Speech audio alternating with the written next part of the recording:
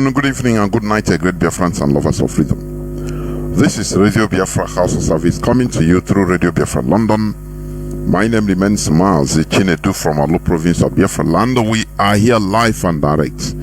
Today is the 27th day of the 5th month being May 2023.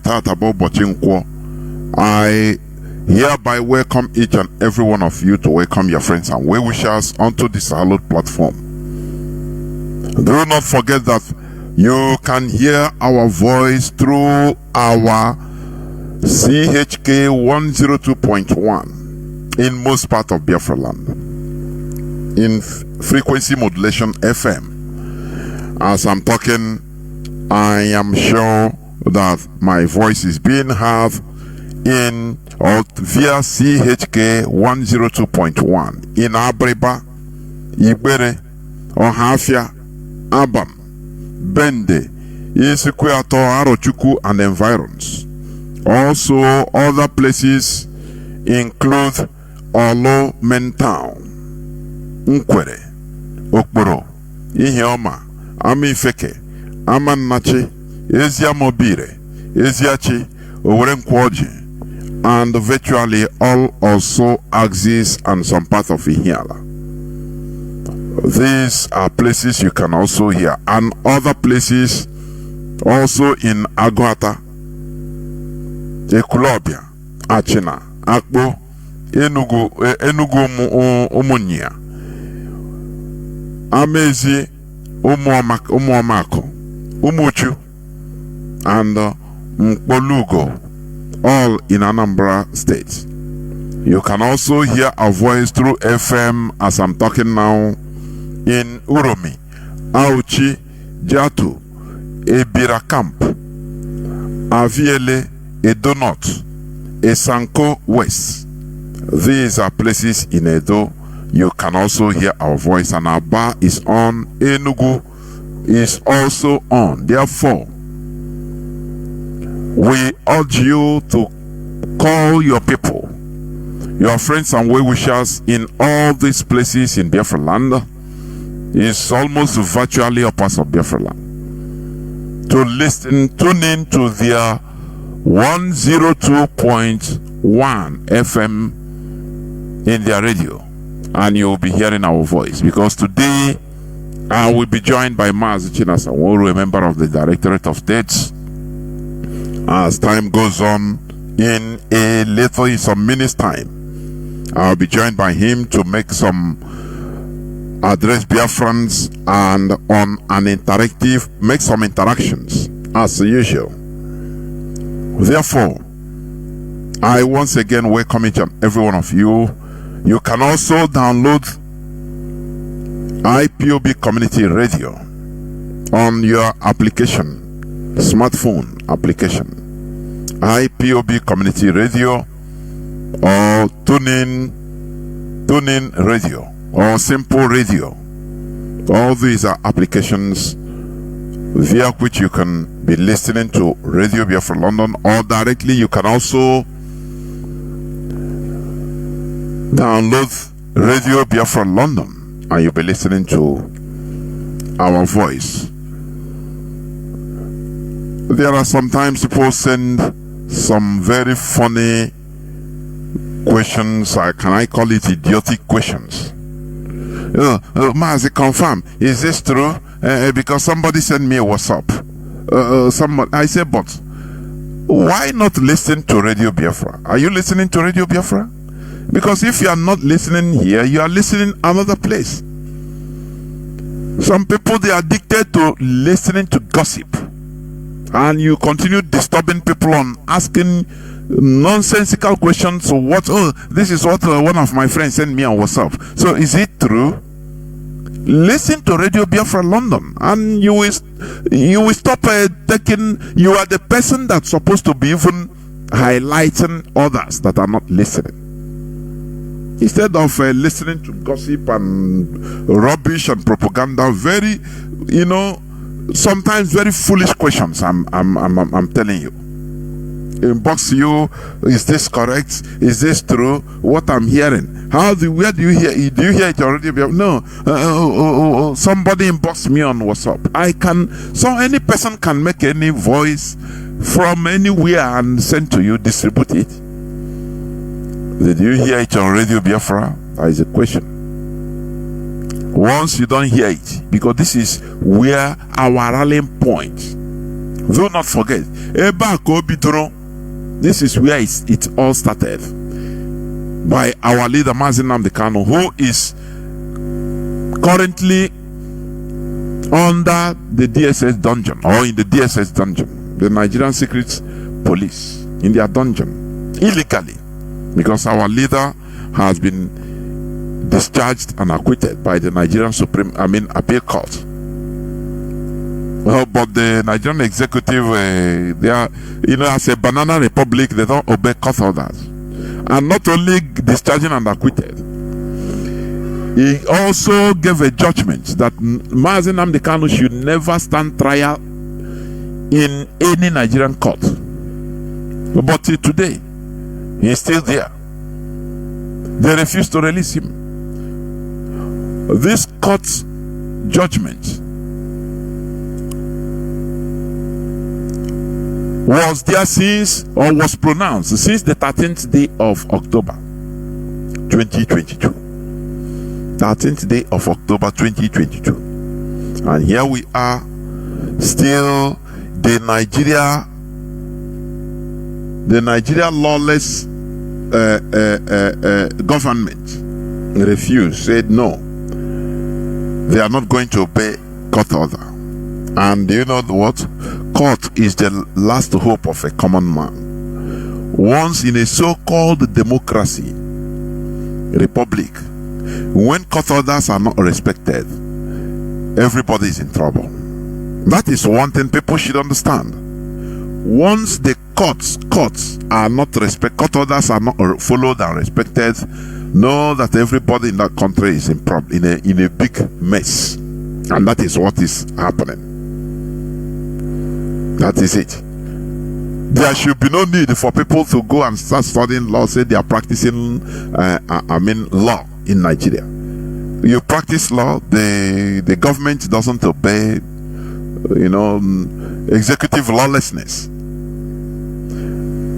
But make no mistake about it, our leader must be released. That is the bottom line. He must come out, he must be released. That is it. Because we have defeated Nigeria in their own courts. That is the reality. Therefore, we are not shaking at all. We are not shaking. All that matters is we know that our leader must be released, come what may. If they think that holding Mazi Jonathan Chinedu as it becomes the center of gravity of destruction of IPOB, they are mistaken. It's too late for them. It is far too late for them, because the structure is there. Moving on, we are moving on. We continue going on, doing what we're supposed to do, and the zoo must fall.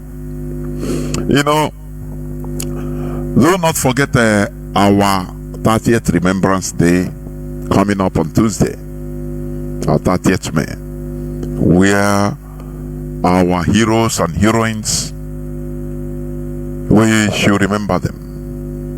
Those that fought that we may live. The Kumeko warriors. Those that fought the European colonial masters. The Europeans, they fought them. The Kumeko warriors. And others. Unknown others, I should say, that resisted Europe and their ideology in our land, and they were killed. We have to remember them. Those that try to maintain our way of life, we must remember them. Those that fought during the Biafra War, we must remember them. Have you ever thought about this? Do you ever hear that people are remembered because of the money they have, or they made, the billions they made when they were alive? You remember them? Or they were going on the best car as of their own time. Do you remember them because of that? The answer is no. We remember people because of the legacies they laid down while living. That is a stamp. What you stamped, your fingerprints. Your fingerprints on this world. This is the legacy you laid down. When you see the famous people that are being remembered or talked about all over the world, they are people that did something that changed people's way of life positively in one way or the other. You see scientists, inventors, you see different people that change the lives of people. These are people that are being remembered. So when you are fighting tooth and nail, hustling in order, doing anything in order to make money to ride the best car, let me tell you, the best car the highest car you ride today, in the next few years it becomes garbage. Do you remember Peugeot Pan when it was running 504, 55? Do you know that many people did committed different evils in order to ride all those cars? But today, if they carry 155 and dash you, just dash, you say, "Oh God, take this 55," you will slap the person. But these are cars that people died in order to get it. And you see how the world is. I don't know where iPhone, the range of iPhone now. When it started the first time, people were, that thing you want to get by all means, at all costs today. Within small time, it will fade. And you'll be looking at yourself that spend all those type of money and time and efforts in order to acquire all these things. You will sit down and be looking at yourself as very foolish. I am telling you. You will just, after everything, after some time, when all those things are no more attractive, you see other things coming new. Now you will sit down and start thinking, so I get all this. I remember the time I was hustling for this. Now, anyhow, it becomes on the tuna. But today, nothing. Because you get it and it's nothing. So you start looking at yourself as a very foolish person. What lasts forever is the legacies you laid down. That is why we are going to remember these people that laid down their lives for us. Our ancestors, our fathers, our uncles that died that we may live. These are, good deeds, legacies being laid. Now ask yourself, what legacy are you trying to lay down? A very simple question. It's a rhetorical question. Which kind of legacy are you laying down? Is it the legacy of sabotage, betrayal, betraying your brothers, betraying the cause, our collective cause? Is it that legacy? Judge yourself. That is it. At the beginning, my preamble, just before coming on, I played a clip about Kunle and Alhaji, where Alhaji is telling him telling Kunle that he has many Igbo friends. This is Alhaji that is now Shetima, that is now the vice president of Nigeria. The man that says even if he see his own brother eating human flesh, consuming other people's human flesh, he will support him. He is now in power. Do you know that Shetima is from Kanuri tribe? He's from Borno State. You pure had the call Boko Haram. You see it. He said that you have to know how to treat the Igbos. He made bug the clip to phone conversation. He thought Kunle was surprised that, so you have Igbo friends. He said, why not? You make them friends and they vomit what you can use in order to succeed. Just one thing, because they vomit and you will capture it. Do you see how they are more, they are more wise? They make you, bring you to use you. And today, the same Kunle, according to today's news, May 27, 2023, he said, I picked an Igbo Catholic as my chief security officer to douse Islamization claims. Vice President-elect Kashim Shettima. Do you see it? Do you see what he said in that clip? He said that Igbo man is the managing director of one of his companies. And when the company was even broke, was not getting contract, the man was paying all the salary, even increased salary. So he said he's surprised. Some people say he have all you way, but it's lie. So you don't know how the man is doing it. So he get all this. They must always use Igbo man to deceive. To that my person now will be. Hey, no, he will be because Shetima knows. So he said because if you sideline an Igbo man, if you sideline Igbos, you cannot succeed. So you have to use them. Using them. That is why today he picked an Igbo Catholic as his chief security officer to douse Islamization claims by Vice President-elect Kashim Shettima. The man is not a Fulani man. Let me tell you. He's an indigenous Kanuri person from Borno, born in 1966. But these are the willing tools the Fulani is using against their own people. These are the after all, Babangida is not a Fulani man, but he was used. He dipped his hand and took $21 billion from the Nigerian coffers in order to support OIC. But he's not a Fulani man.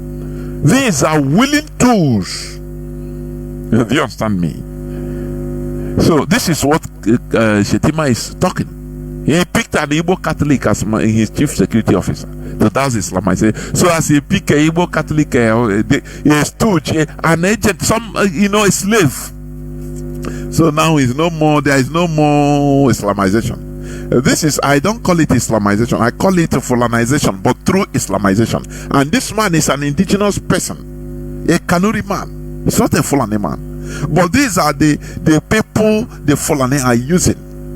Because when you talk about Islamization, it comprises both the Kanuri Muslims, both every Muslim, non-Fulani Muslim, both Yoruba Muslim, even Igbo Muslim. They will be happy that they are championing a cause in order to do the work of Allah. But they don't know that Fulani knows what they are doing. They are using them even. Fulani they are playing game on their own games. That is it. Now, who was used to kill slaughter Biafra during the war? Is he not a Christian? Is he not a Christian? But who are the people at the background controlling Britain with the caliphate? Because all that they are doing, they are advancing the cause of the Fulani Caliphate in Nigeria, the Sokoto Caliphate. All of them, that is what they are doing without knowing it. Babangida advanced it very broad. He advanced it by registering. For him, he is doing the work of Allah, but he don't know that he is doing the work of Fulanization. Before they will recognize it, it's too late. It's too late. That is the reality. One of the reasons you hear the Boko Haram fighting the war in Borno, because the Kanem Borno, they are the only people in the northern part of the Nigeria that never recognized the caliphate, the Sokoto Caliphate. Do you understand? That is why they still have Shehu of Borno. They are indigenous people, the Hausas, they are the Kanuris there. They never bow down to the Fulani Emirates, the Caliphate. They never bow down. So they are using their Muslims in order to make sure to push them to destroy that place, in order to push them to destroying the people. I mean the indigenous population there. That is the truth of the matter. Do you understand me? So this man now, what he revealed in the leaked video, in the leaked phone call with Kunle, is the same thing he's practicing. He's doing it. You understand? He said you cannot do without an Igbo man. Today he said he pick an Igbo security, a Catholic as chief security officer. What does it change? Is it not what he told the person that he will do? What does it change anything? That person will serve him even as a slave more than anything. Don't you know that? The Igbo man will, because these are people that he will come, he will bring. If this man said it, he said, just bring an Igbo man. If you listen to that bug the leaked phone conversation, he said they know the Igbos. Just go to the Igbo community, take one person, make him relevant, give him phone number of let him know how to get the phone number of the president. He will make he say Igbo man, they know them Igbo man.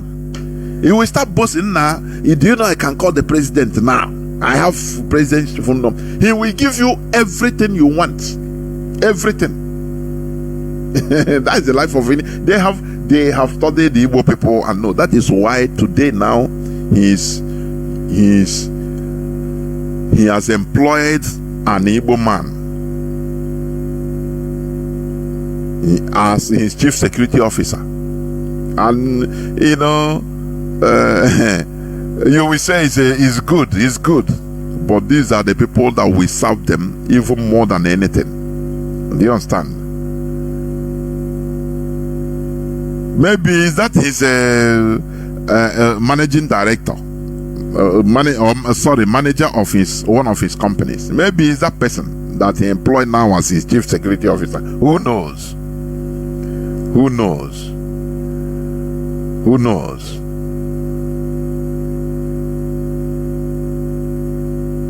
Who knows? But remember, these people are strategic. They are highly strategic. After all, Gowon was used and dumped. Today, his community, his people are being massacred and slaughtered like animals, like farm animals. And he will be blaming himself inside and say, look at what I have done to myself. So, they will always use the indigenous population. You understand? They will always use them to their own detriment. After all, Ottoman Danfodio used I don't know. I'm trying to bring Mazi Chinasa. I don't know why the thing is cutting. After all, Ottoman Danfodio used Hausa people in order to conquer Hausas. He manipulated Hausas into conquering themselves for him. You understand? So that is the truth. That is the truth. So why can't this man now? He will now start showcasing. And you see, Igbo people now will say, you know, they always know. The slaves now, they know. No, before you know, they will change. He took one of us now to become his chief security officer. You know, very, I don't know, third class and fourth class citizens. They are always like to be.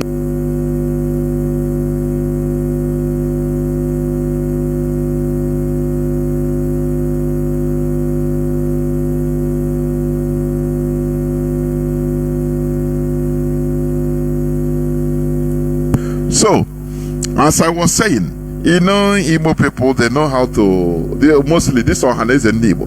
Hey, you know, the vice president of Nigeria, he took one of us now, so he loves us. So let us continue. After 2032, they will give Igbos a presidency. That is the mantra you are going to hear again.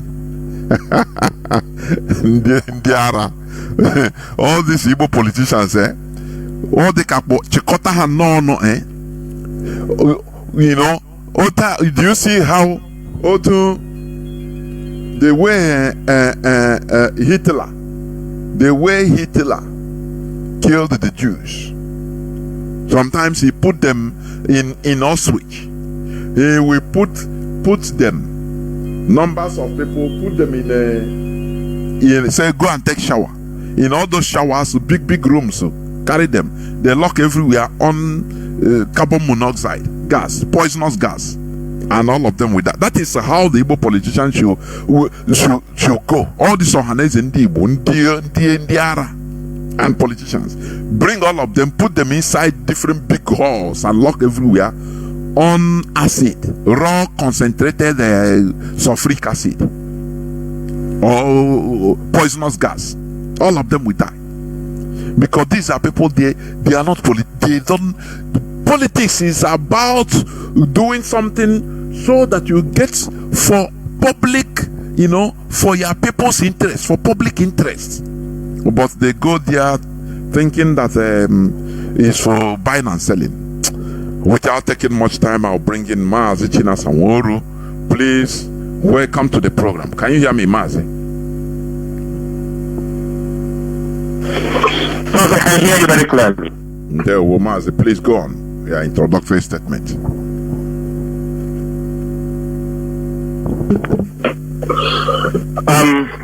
Mazi Chinedu, good evening. May Chukwuka Kabiyama bless you. Dear friends and all the lovers of freedom, my name is Mazi Chinasa Nworu. Mazi Chinasa Nworu served the indigenous people of Biafra as a member of the Directorate of State, and I also served the indigenous people of Biafra as the Middle East representative. This evening, I have come here on Radio Biafra once again because it is our duty, it's our obligation, it is a necessity that from time to time to complement, to support, to educate, to re-educate, and inform our people about what is happening in our struggle, the way forward, things we have to put in place, and also make certain clarifications where people are having doubts on the way forward. We have come a very long way in this battle, and we are not ready to stop. Irrespective of anything, any challenge, killings, adoption, extrajudicial killings, forceful disappearance of our people, of Biafran youths, those things are not going to stop us. But this evening, I came to you all with sensitive information that I want everybody to make sure you have your pen and paper, to put it down, jot them down, because tomorrow, wherever you hear people talking or saying things contrary to things you hear on Radio Biafra of what is coming from the IPOB leadership, you know there are those people who have come to deceive, to mislead you. One thing our people don't understand is this. Since the Nigerian government failed to kill Mazi Nnamdi Kanu, or when they failed, immediately they renditioned Mazi Nnamdi Kanu, and they failed to destroy IPOB with the infiltrators. They are not going to stop because they have the money to continue to buy people. When we defeat any set of people that they sent into IPOB, they will groom another set of people. They will come from another angle. They will set up people, and there are people ready to offer these services to them. They are always available. Therefore, this evening, the area, like I said before I'm coming on air through the flyers that was there, we will continue to talk about things that are in one way or the other giving a bad image for the struggle, which every Biafran is supposed to know. That whenever they see all these signs, things, I'm going to give a general update this evening on things surrounding the Biafran struggle, on things surrounding this movement and educate most of you so that you can be able to identify the moles, the infiltrators, and stop being distracted whenever they come across you or come across wherever you are. I have to let you know one thing. They are not going to stop. It is a continuous battle. I have made this argument in many places, even on Radio Biafra. Many of you, the moment they rendition Mazi Nnamdi Kanu, some of you, because you are ignorant, you are not deep-rooted in this struggle, you don't even know what we are into. You don't know that this is self-determination. You don't know this is a struggle for freedom. Some of you have made numerous mistakes in the aspect of, I'm doing what I'm doing. When Mazi Nnamdi Kanu come out, we fix it. By next month, 19th June, it will be completely 2 years. The Nigerian government is holding Mazi Nnamdi Kanu. 2 years. Most of you who started what you started the moment it was renditioned, thinking that after 2 weeks, 3 weeks, you shout, you walk away, you accuse this person, you do this, Mazi Nnamdi Kanu will be released. You were doing it thinking, let me do it. After 6 months, Mazi Nnamdi Kanu come out and we will settle it. About 2 years down the line, you have become a tool. Some of you now are redirecting your steps. Some of you now are going back. You have found out that you have been a part of that group that have tried to destroy IPOB, that have tried to destroy the image of this movement. And yet, Mazi Nnamdi Kanu is not yet out. And this evening, I will expose and explain to the people the next level they are going. And when I say these things, it is not that most of us joined this struggle that we knew what will happen in future. We are not fortune tellers. If some of us knew it will come to this stage, maybe if we are fortune tellers, or even we knew that it will come, that we will meet the kind of people we meet in this struggle, I am very sure many Biafrans will say, I won't be part of this movement. I am sure many people would have said, let me be an IPOB member, contribute, and sit on the fence, pay my dues, people let them do it. I'm sure many people would have said like this. None of us today, those who have been killed, those extrajudicially killed, none of them knew they wouldn't see Biafra. Many people, we have thousands of our Biafran youths in the Nigerian detention. Some of them never knew they would be there, but many of them are standing very strong. Mazi Nnamdi Kanu today never knew that he would be renditioned, kept under the DSS dungeon after he had lost his family, the parents. What happened in Afarupi Beku? I am sure if he knew all these things, if there was a fortune teller who told him all this, but because this is a freedom fight, they say it is better to be a beggar in a free world than to be a king in bondage. It is better we are beggars in Biafra than we are kings in that contraption called Nigeria. Therefore, Biafrans, our struggle is in a very critical stage. Coupled with what is happening in the Nigerian politics, sometimes some ignorant people will tell you, leave Nigerian politics, talk only Biafra. When I see people make this kind of statement, I say to myself, well, stupid people also grow old, because sometimes you will find out that some of them are also matured people.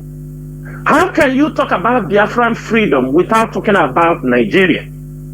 Because we are still in that contraction. We are not yet a free nation. How can you talk about your freedom without mentioning the Nigerian politicians of Biafran flock?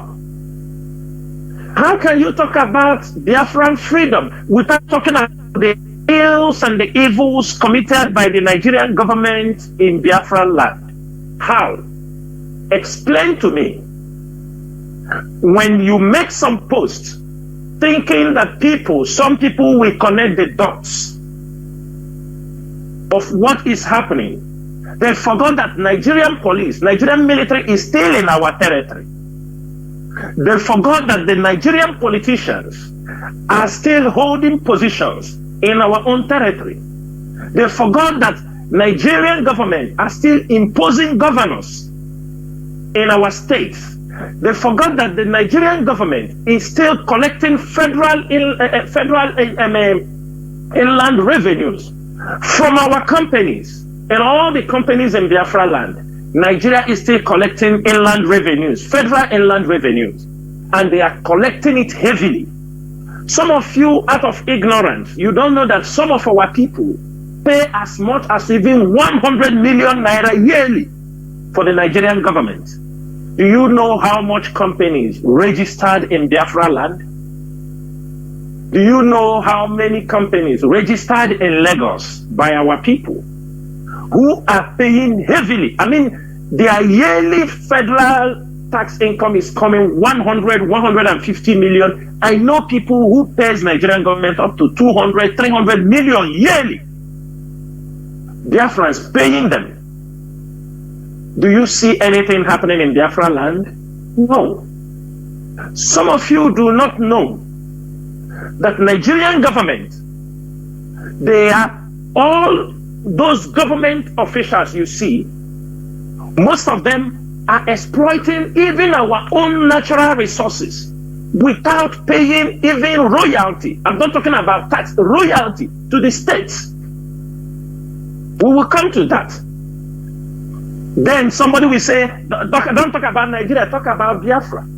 That shows you how ignorant, that shows you how stupid, that shows you how ill-informed you are about what we are into. And you don't want to learn. That is why, as insecurity, the moment Mazi Nnamdi Kanu were rendition to Nigeria, boom, it was all about IPOB with this crime or that, tag IPOB this. Most of you never make even any personal effort to get information, to research. You just sit one place.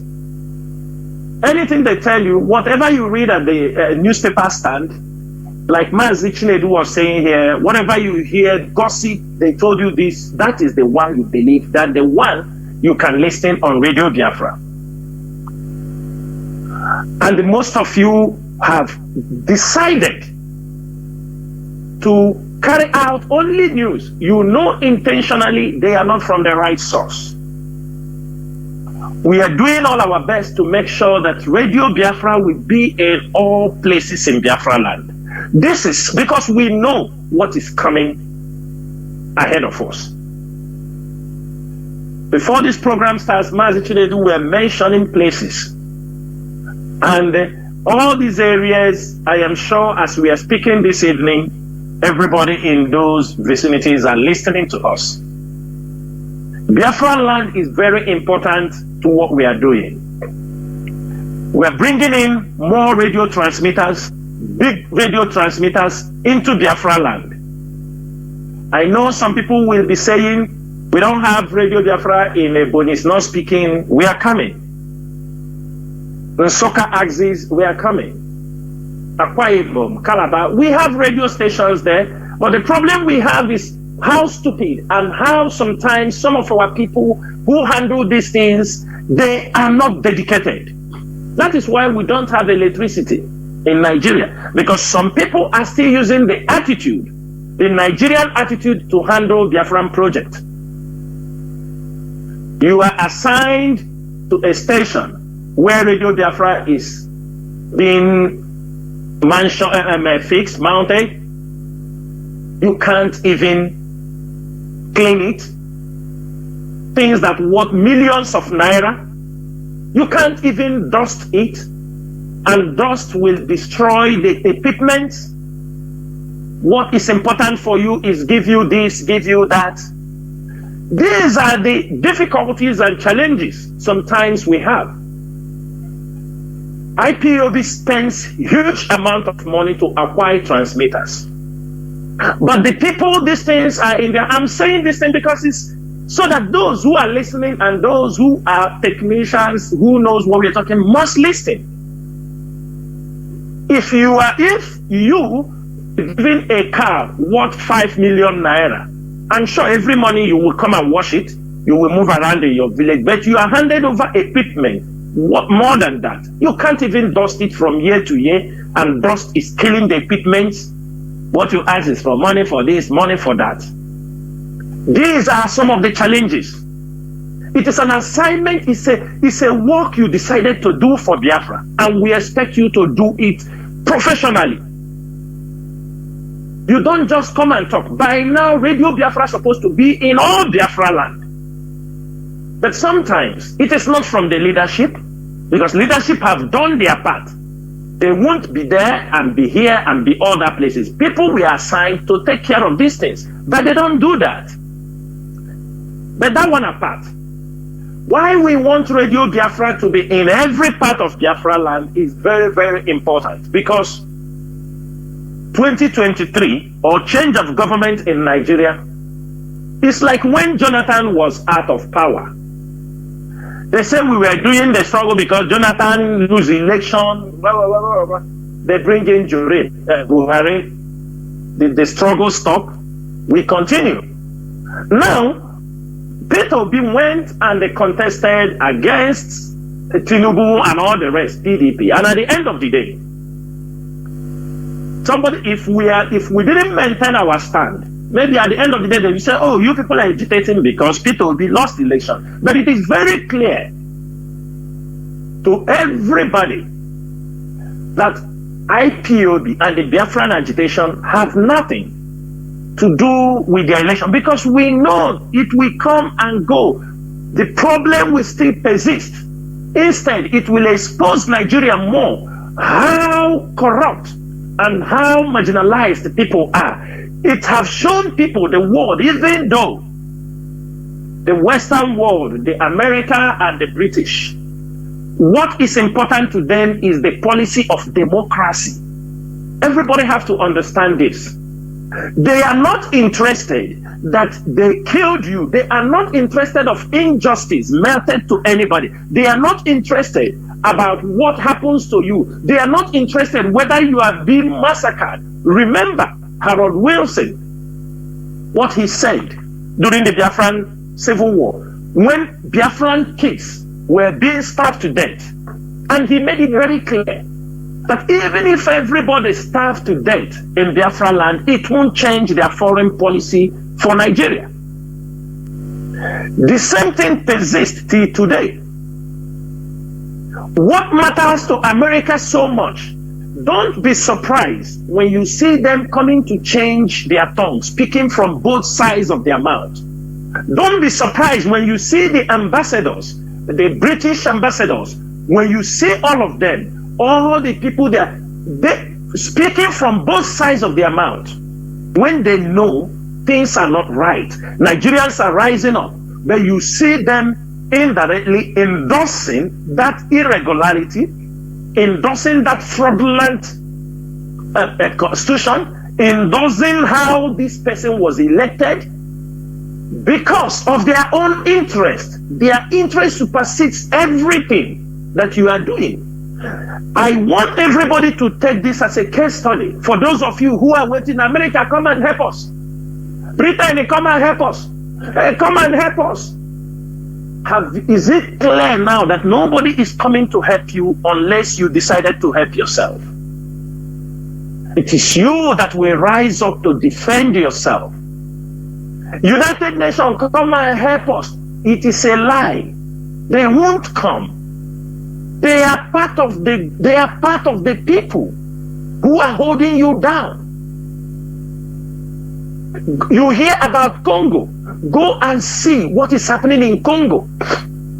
Every Western organization, UN, UNICEF, Oxfam, all of them, every European country have their office in Congo, because all of them are part of the people exploiting the country, digging coal, gold tan, digging diamonds, digging every natural resources. They all told you we are there to maintain peace. Instead, they have gone there to exploit. They exploit with the name of their organizations.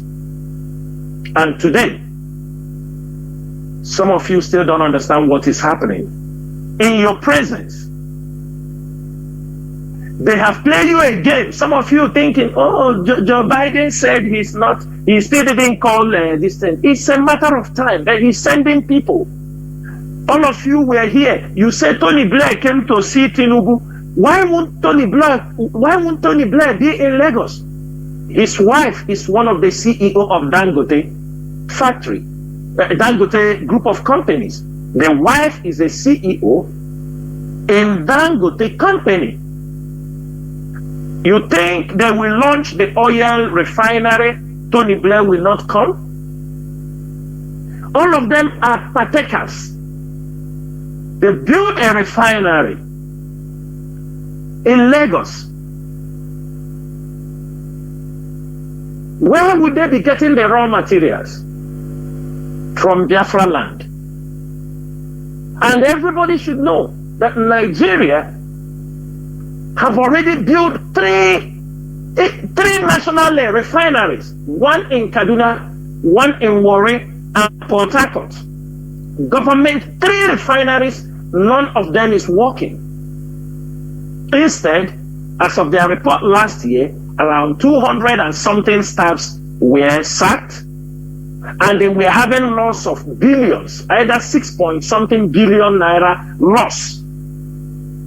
If this business, there is a loss in it, then why are they opening Dangote? Because they have seen they cannot be able, so they shifted to a private group of people.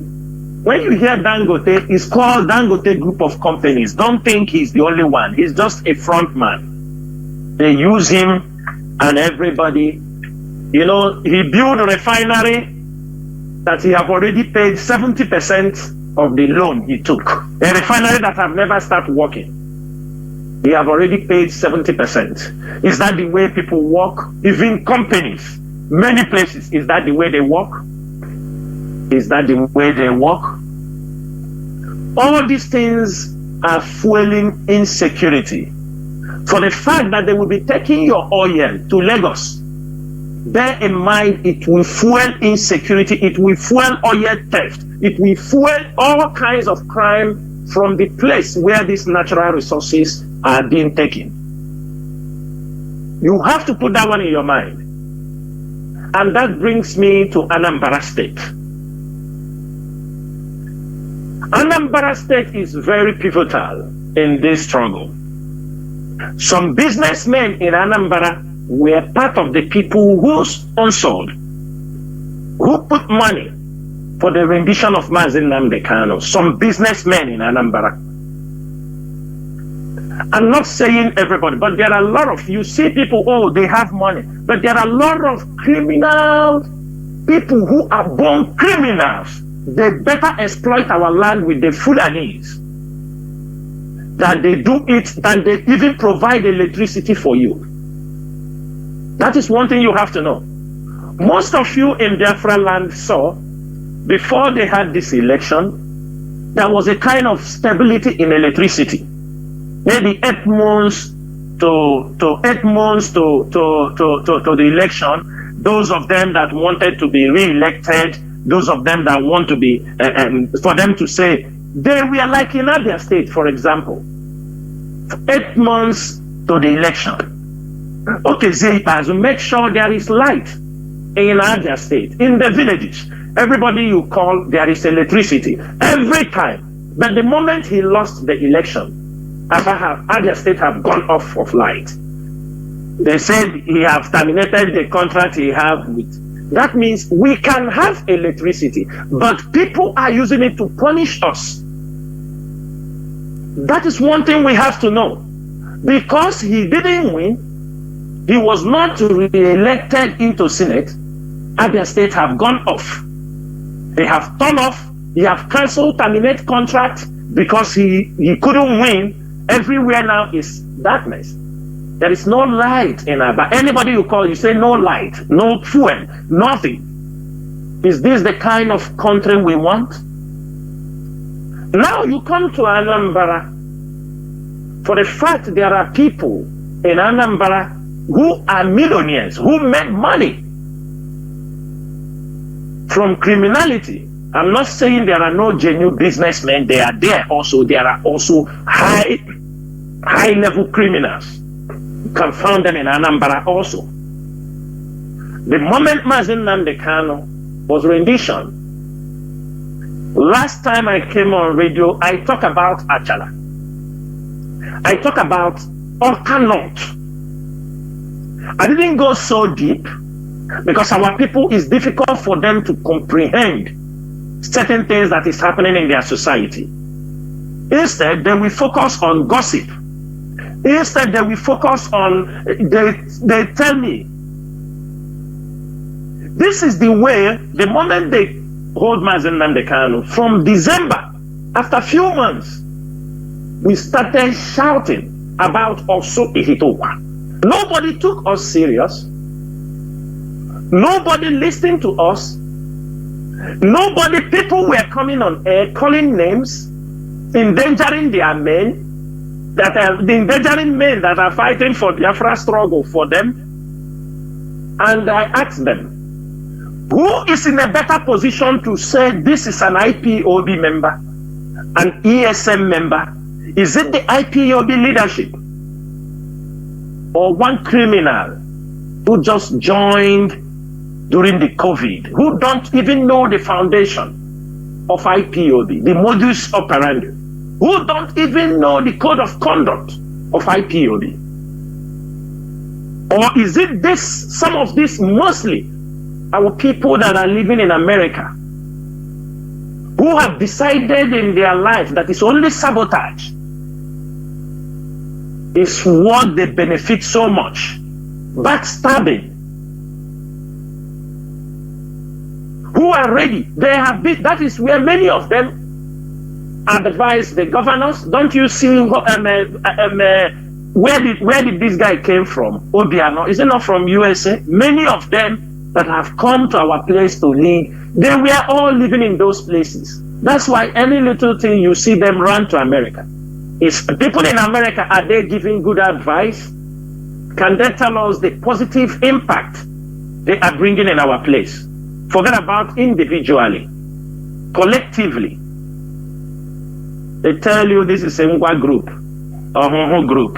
And this is how they divided. And they continue to fuel division in Biafra land. This governor is from our side. You will see when the governor wants to shift to another side, all of them gather one side. And if Adia governor wants to come out, somebody, you will see Adia will be divided into Adia North. The people from Adia North will now gather around somebody.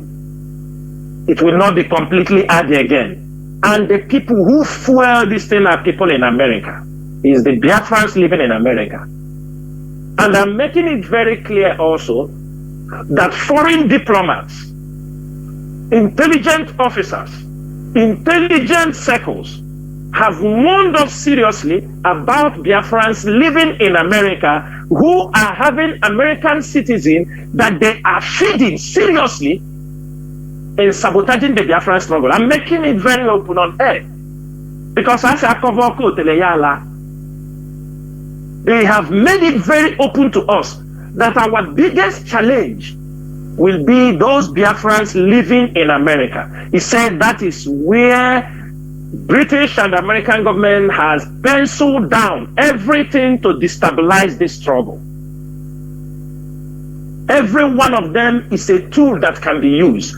The women and the men. We have got this report on many occasions. they will ask you, how will you handle the people living in America? That is why you see every one of them a drag. Because some of them, that they happen to leave Biafra land and go to America. And I am telling many of them, yes, you have a role to play. Mazi Nnamdi Kanu said it, that American people have a role to play, and that is to support this struggle. And the moment when he said that our women will rise up to support this struggle, immediately he made that comment. The Nigerian government set in all their clandestine proxy, everything in America. The moment, some of you don't follow how things are moving. Mazi Nnamdi Kanu will come on radio and said, any moment our people in America rise up, you will see that Biafra will come, because he knows they have the capacity to support this struggle financially. The moment he's saying, when our women rise up, that Biafra will come, immediately the Nigerian politicians, the DSS, Ojuzo Carlo, and all of them, they swung into action in America. And I can tell you people, from that time Mazi Nnamdi Kanu visited America, not the 30th May 2019, I'm talking about in 2020, 30th May 2020, and when the COVID started, I think it was in July 2020, from that day, everything Mazi Nnamdi Kanu did in America, the Nigerian DSS, everybody, all the women, all the men communicating with Mazi Nnamdi Kanu from United States of America, emails, everything, that the Nigerian DSS are in possession of all those things. Said that Chinasa Nworu said, from that particular moment, Onyendu went America the second time. From every communication he made, from Oyibo to Nelly, all of them, everything to the secretary of Onyendu, the Nigerian DSS, it is more than 2,000 pages until they capture Mazi Nnamdi Kanu. The whole plan was planned in America, set up in America, all the people in America, some of them even was traveling from America to see Onyendu in Kenya, but the leadership did not know. They removed him, they pushed him out. They don't want the leadership to know. When they say somebody will sell you somebody, some of them we had visited Onyendu from America to Kenya. If we continue to say certain things, we are putting the life of Mazi Nnamdi Kanu in danger. What we have discovered that happened to him from America. And today, as I'm talking to you people, they have come with another one. And I want everybody to use your tongue to count your teeth. Now, the new propaganda they are pushing out there now is that Mazi Nnamdi Kanu court case was from the Supreme Court was shifted to September 14th because Chike Doziem and the Austin Abanim refused to release money they will use to bribe some judges in Nigeria. This is the new propaganda. They are coming against the IPOB leadership, and it is coming from America. And I'm making it very clear. Some of us in the DOS, the leaders of the ESN command and the commanders in the state, none of us is scared of what, because we have been trained to a level. As I'm telling you, all dear friends, I want everybody to know, because when we do our own, people will start, oh, DOS did this, IPOB do this, IPOB leadership, ESN do this. Presently, somebody took a contract from them in America, presently in Nigeria, is asking They gave him contract to come and assassinate members and families of the DOS members. And the IPOB intelligence unit and the M branch has been ordered. Biafra land, or back to America. I'm saying it on air. Or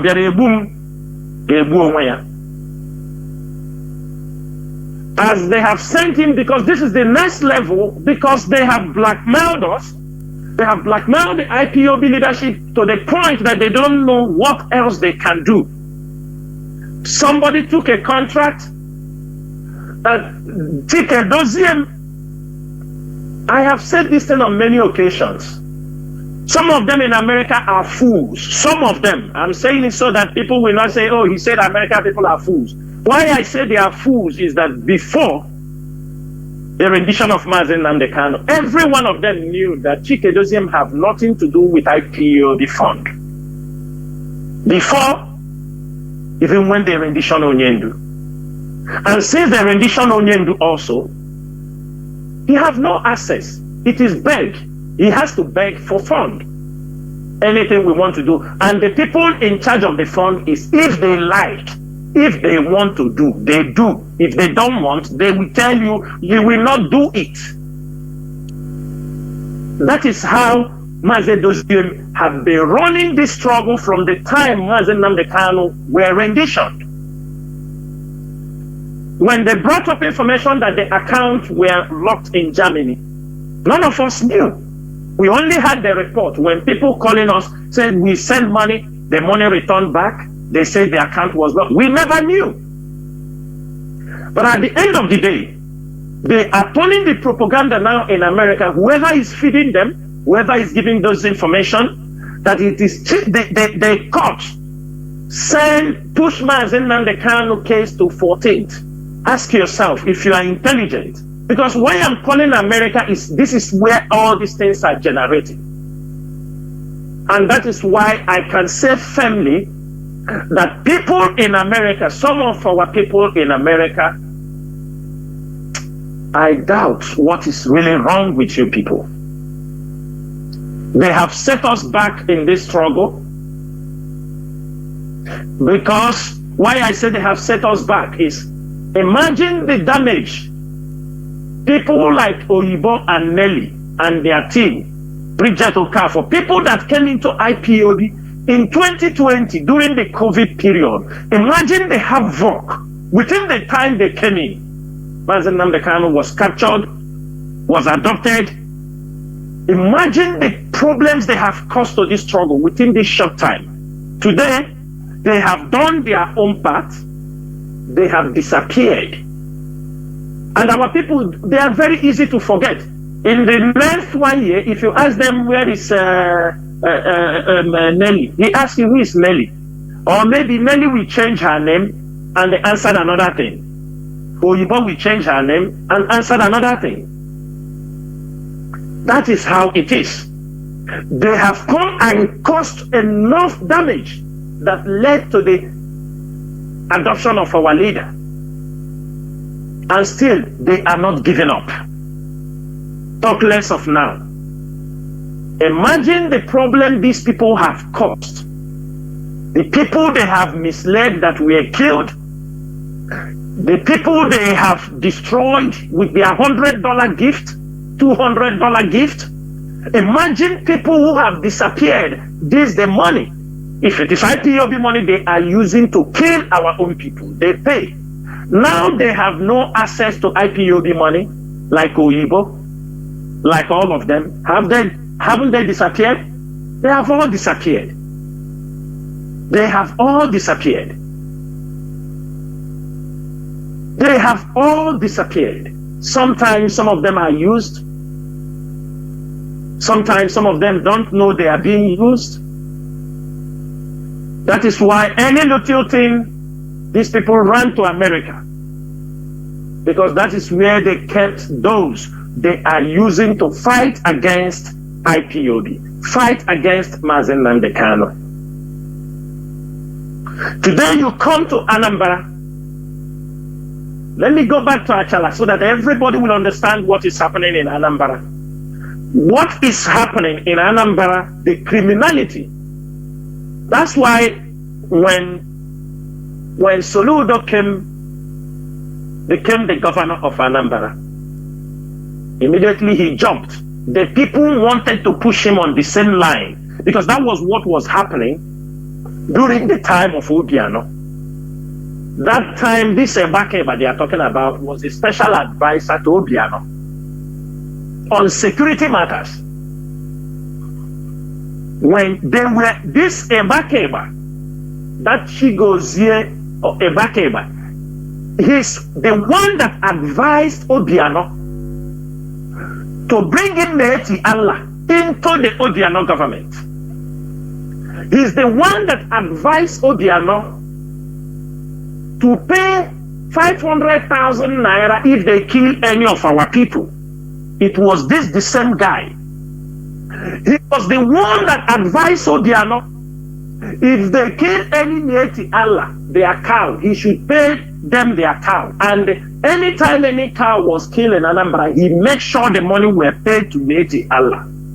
That is why all the criminal activities, all the killings, adoption, Ebakeba have done in Anambra State, when they brought him to Abuja, when he's being summoned, Neti Allah will block in Abuja.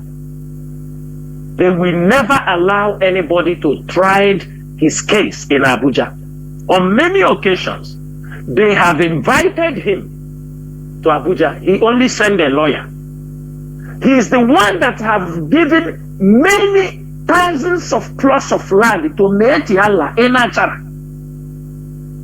But when it is very, very unfortunate that when you ask, he say that Neti Allah, Fulani people are in Achara. And he is from Alta North. And he is the Chief Commissioner for Homeland Security. And the one thing I mentioned places last time, what is happening in that place. I can categorically tell everybody here that what is happening in Achala is something every Biafran must rise up. We must rise up and find out. While IPOB is doing their own, ESN is doing their own, we need also people from those communities to rise up. Because security without people in that community to accept, or when they are being intimidated not to talk, when they are being intimidated and harassed on a daily basis, that is where the problem lies. In that particular Achala, and the Mbariam that I mentioned last time, the government knows what is happening. It is a government. What I'm telling you people is an organized syndicate by Nigerian politicians, Nigerian military, the DSS and the police. All of them are aware of what is happening in this particular place. And I can tell you categorically, they are the ones in control of this place. Ebakeba lying that he doesn't know is a habitual liar, because he has been confronted in a certain occasion and told him, these people doing something here, who are they? He said those people have been chased away. That was the time when we also raised this concern. They alerted those people, the military went there, nobody was there. After 1 week, the people returned back to the situation. And as I'm telling you now, if you know Achala, go to Okanot, go and ask people what is happening in Achala. If you have anybody, make a call. The community, they surrounded it with cameras, with audio, CCTV cameras, entrances, and they change commanders of this camp on a weekly basis. The person that worked this week will not be there next week. This is highly sophisticated. Even if people speak within the communities, with the audio devices they mounted in some of these communities, they can hear when you are discussing about, talking about the things that is happening in that community. They mount CCTV cameras everywhere. They change the commanders of these places, heavily armed, heavily equipped, and it is in the capital of Anambra. They are there, they specialize in kidnapping politicians, businessmen. They take your cars, they cut your car papers for selling. They have boats. Even from Onitsha Head Bridge, you can be kidnapped from Onitsha Head Bridge down to Achala, to Ebariam. These things are happening in Anambra. But the moment Soludo came in, he just started shouting about IPO, because they programmed him. He just entered. We don't know until we draw his attention. Most of our press release that you have to look inward. What is happening in your state? All the time you see them pursuing, making some stage manage this thing, pursuing criminal groups. They are not attacking the main group that are the mother group producing all these criminals. As I have said radio on many occasions, there are groups of criminals. The small baby, the baby criminals are these ones organized by the infiltrators. These are the baby criminals. Those ones, they specialize in killing, raping. They use more, they sit at home and they are not sure, use it to attack, go for land dispute, go for burial, go for raping. They can adopt 6 years, 13 years, 14, or just immediately you and they see you have a breast on the chest, any girl, puberty age, they are ready to take you. These are the ones the infiltrators specialize in. Going for no land dispute, killing somebody to take the wife, snatching of cars, snatching of telephones, burial, tell you will not do burial until you settle them. These are the things they specialize in. And the people within also Ihiala. But these people in Okanot, these are a very high level syndicate of criminals controlled by the Nigerian military, DSS, police, and the ex-convicts. Ex-convicts are the people, most of them they are using. And most of the people recruits, they bring from a Ebonyi state, especially. Then you found out a Fulani Mieti Allah on one side, in the same area. Nobody talk about them. Every day you see them talking about IPOB Sekwa, ESN Sekwa. You see them painting on the newspaper on what is happening on a daily basis. And we start to ask them, what are you people really doing? Are you serious? Are you really serious that you want to fight crime, or you want to just tag IPOB in every criminal activity happening in Biafra land, especially in Anambra and the Imo state? That is why the ESN and the IPOB intelligence unit, the M branch, have been assigned seriously.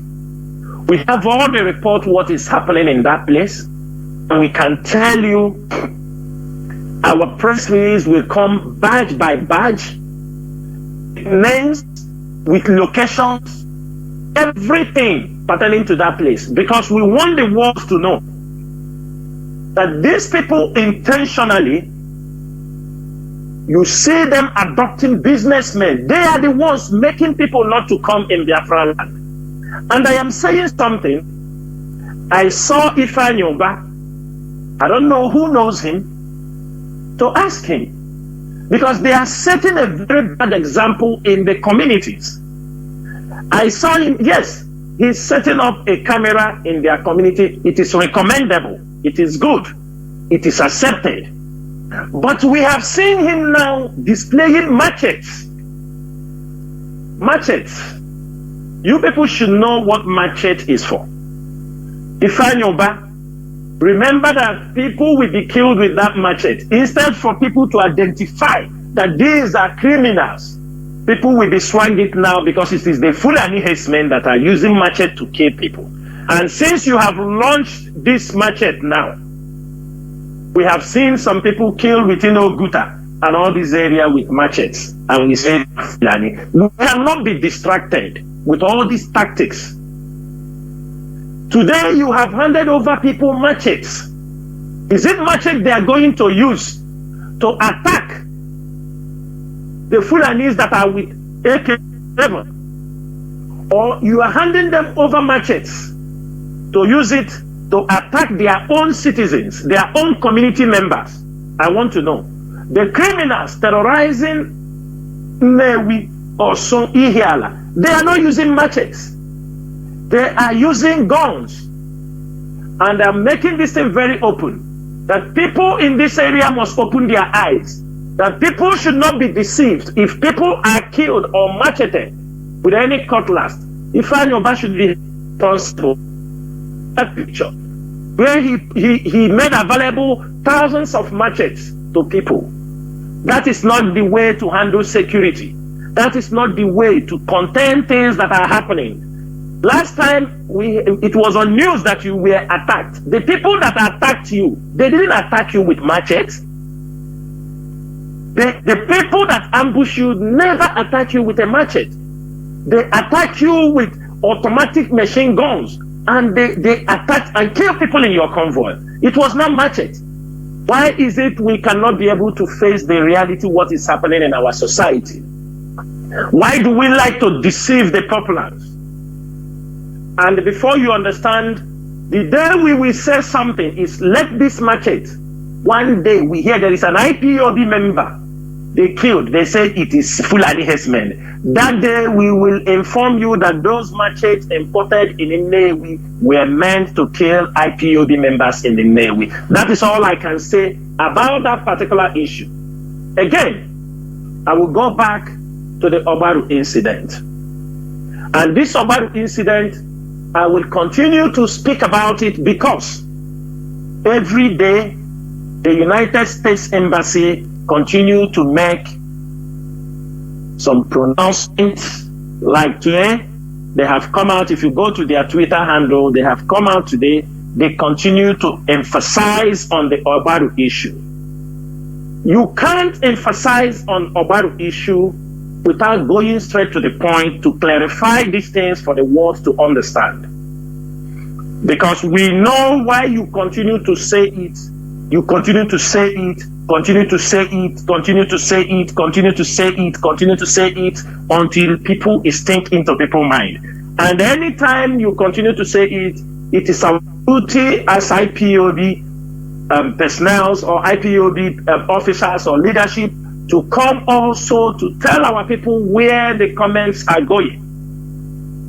We tell them the route you are passing through. It is very, very sad.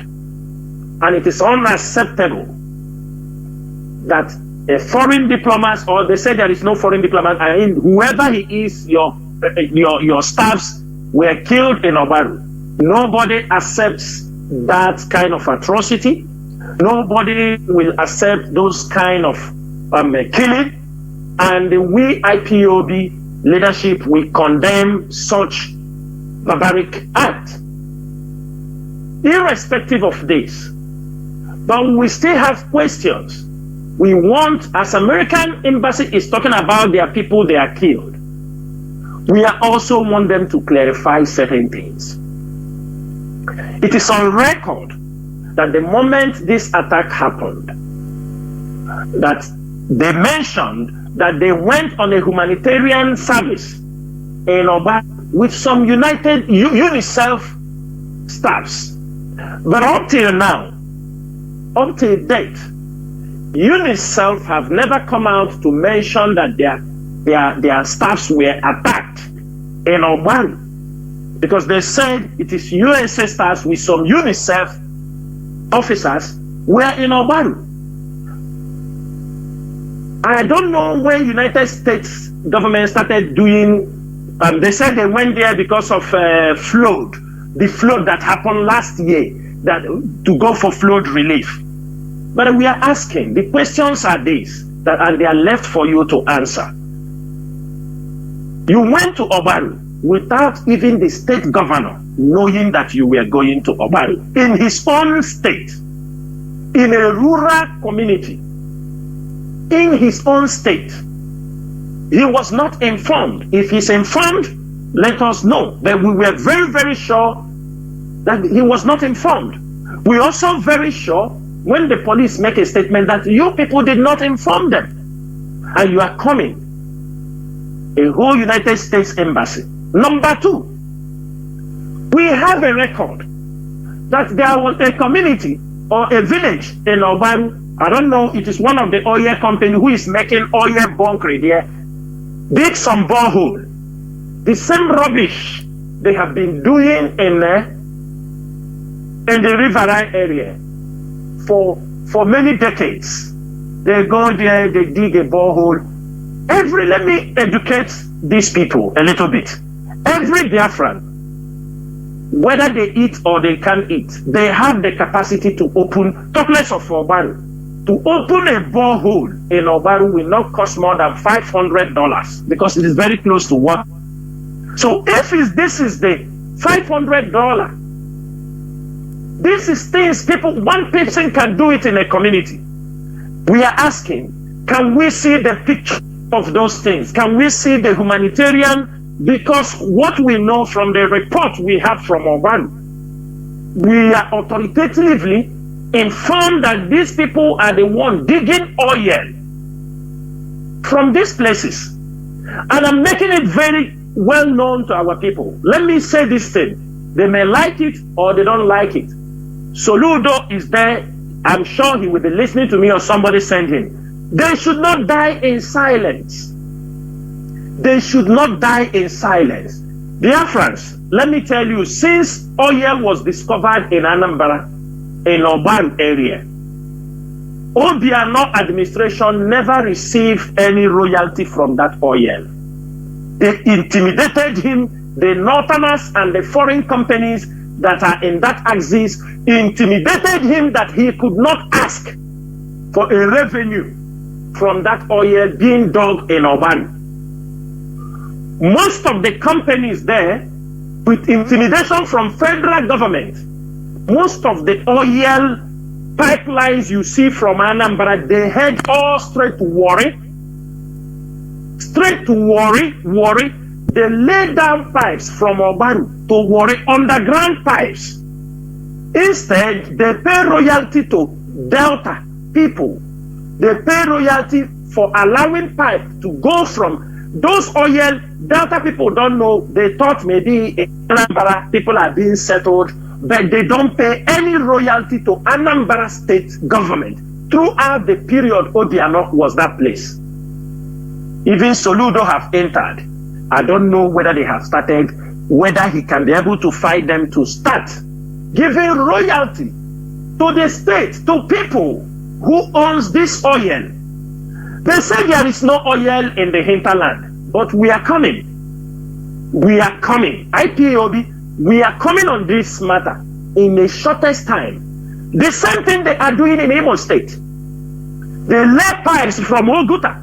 You see Oguta boiling. All these things, all the people, some of them they have pursued. As you see, they pursued them when Tompolo started pursuing them. They started having problems. Some of them who are not ready to settle with Tompolo, they have come into the hinterlands. Sari Dokubo also is inside the hinterland. He is one of the people they gave a location from the oil bunkering. Some of them who could not contain with what Tompolo and his men are doing, they are having too much fracas. Most of them moved to hinterlands. They are taking oil from Obaru. They are taking oil from Imo State. They are taking from Abia State.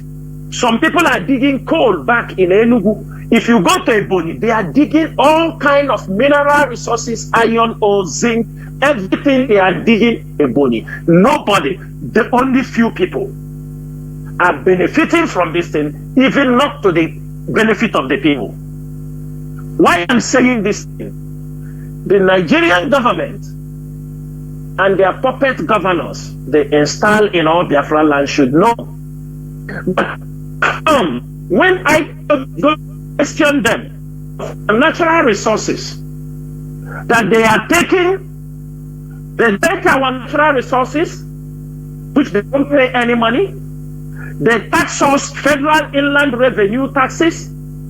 They don't build roads in our place. We don't have education, no electricity, medical facility for people.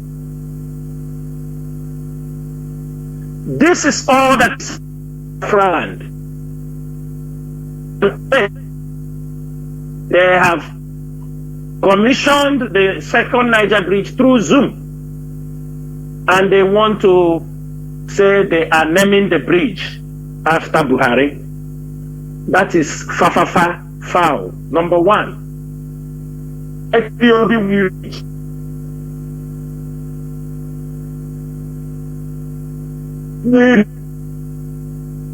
That also, we are making. I'm just making for them. Mazi, Any toll gate. Mazi, please check your. Yes. Please check your equipment, please, because you are cutting. I'm cutting. Yeah, go on now. Go on now. It's okay. I think. Go on. It's okay now. That sound I used to tell you is also repeating, but we are going on, no problem. So we are making it very clear this evening, because we are waiting to complete our 30th May, because this month of May is a month of mourning for all our fallen heroes. But after 30th May, the IPOB leadership will roll out the things that we need them to take shape in Biafra land. The second Niger Bridge, our people will not be taxed on that bridge. Irrespective of any excuse, the Southeast governor should find a way to pay off, if there is any money that they need to pay off for that bridge, the 30% concession they are talking about. The Southeast governors, all the states that bridge leads to, they must find a way to pay. Our people will not be taxed for that, unless they don't want ESN on top of that bridge. They should know that. Unless they want ESN on top of that bridge. But our people will not be taxed. It is better we start now to inform them, or they will say that we have started our problem. They better sit down now, come together, and they find out a path they are going to resolve the payment.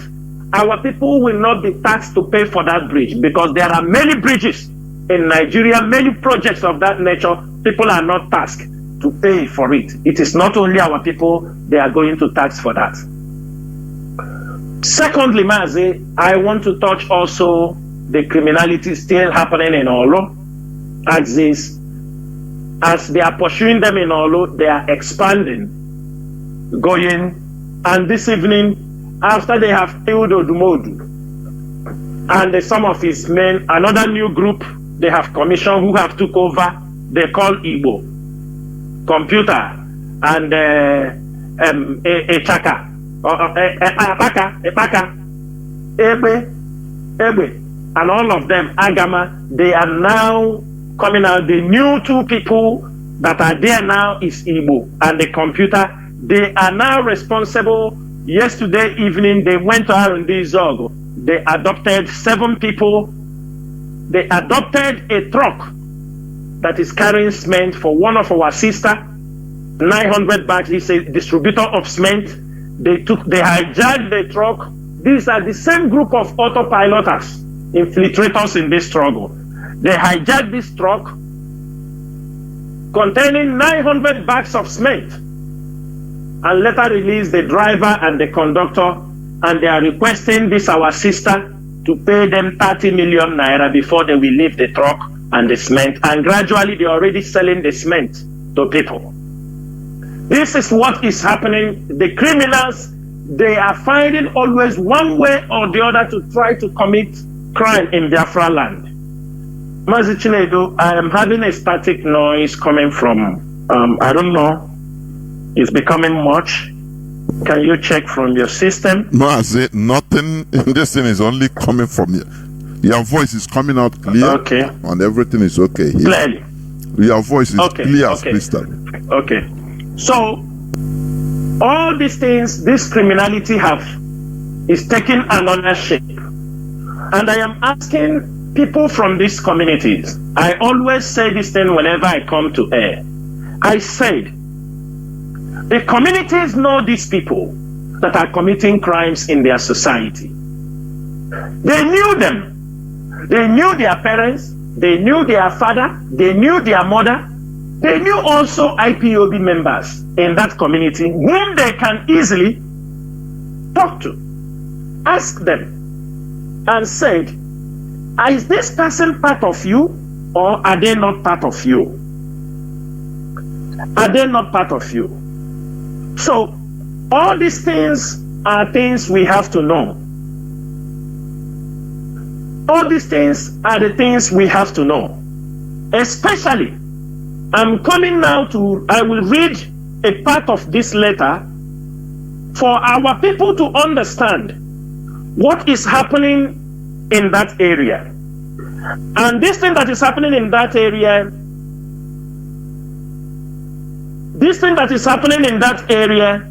is something I want to correct the people of Osun local government. There is a group they call Odimma Osun Initiatives. Because you people are still wallowing in ignorance. After 2 years, presently the radio is speaking in Olo. In Osun, I want everybody in Osun, call the members of Odimma Osun Initiative. I want every one of them to listen very, very carefully.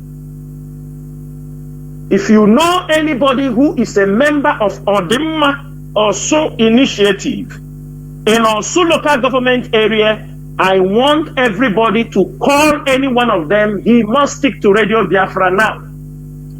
Because we found out that they are still thinking that IPOB have anything to do with this Eperima in Finland. So they are addressing, this community is addressing a letter calling him the Prime Minister of Biafra. And I want to make it very clear, this letter, I will read it and I will publish it after this program for people to see. They say this is a passionate plea for the withdrawal of armed groups in Osun local government of Imo State. We write to bring your notice the atrocities being committed by these armed groups in communities in Osun local government of Imo State. We are aware there is genuine agitation for actualization of sovereign state of Biafra, which is being championed by IPOB under the leadership of Mazi Jonathan and your good self, among others. We are also aware there are genuine members of IPOB who are genuinely driving this agitation in every part of the southeast.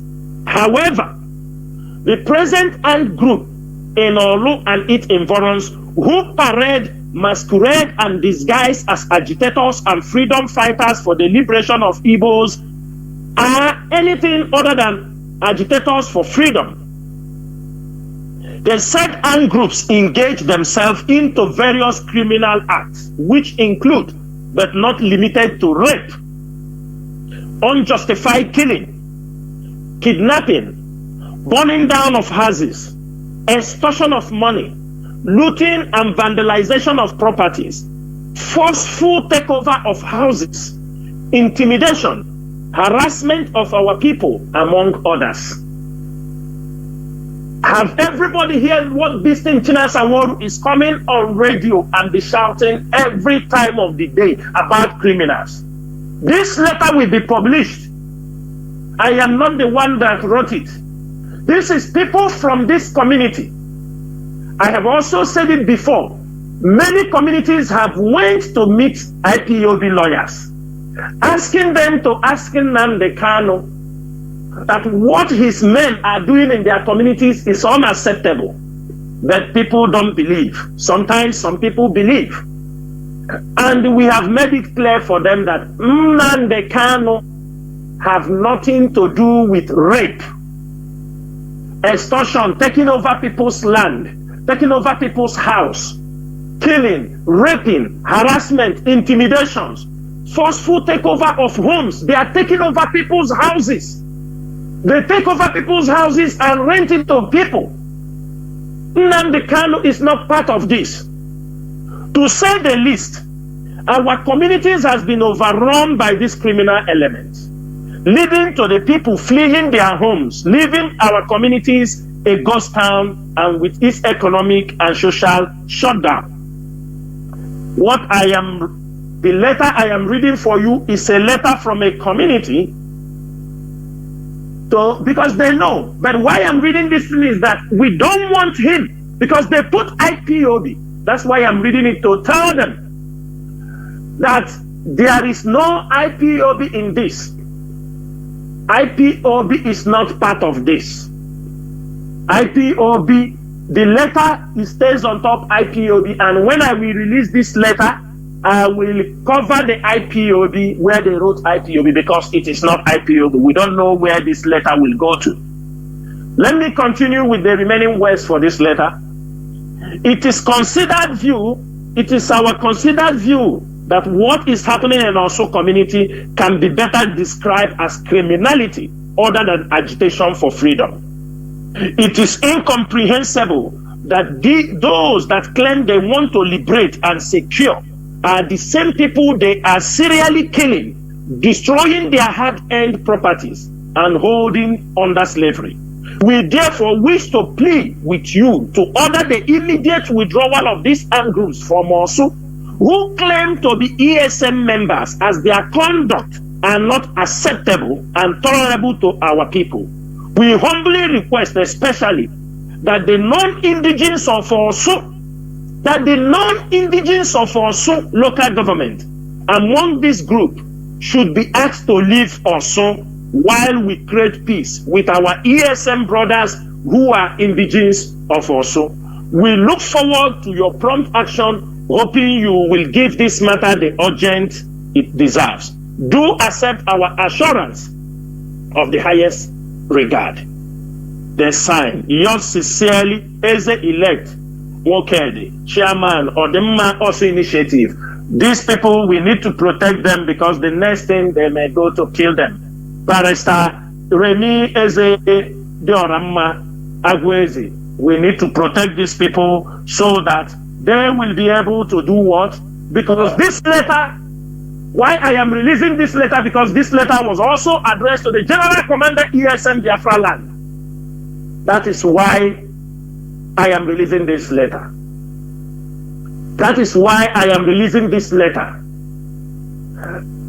For people to understand what IPOB is fighting.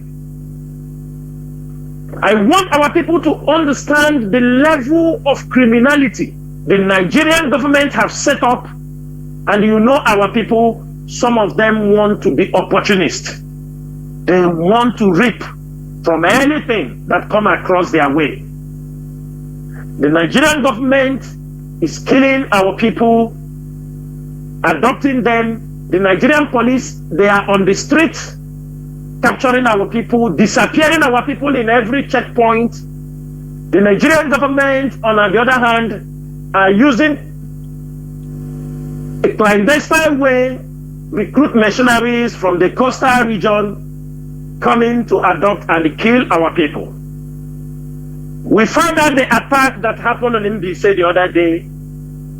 Most of the boys, as they were attacking, came into the community attacking people. They were shouting, Asawana, Asawana, Asawana, Asawana. They were leeching attack on our people in a peaceful community until two boys decided to commit suicide. They used their car and ran into them.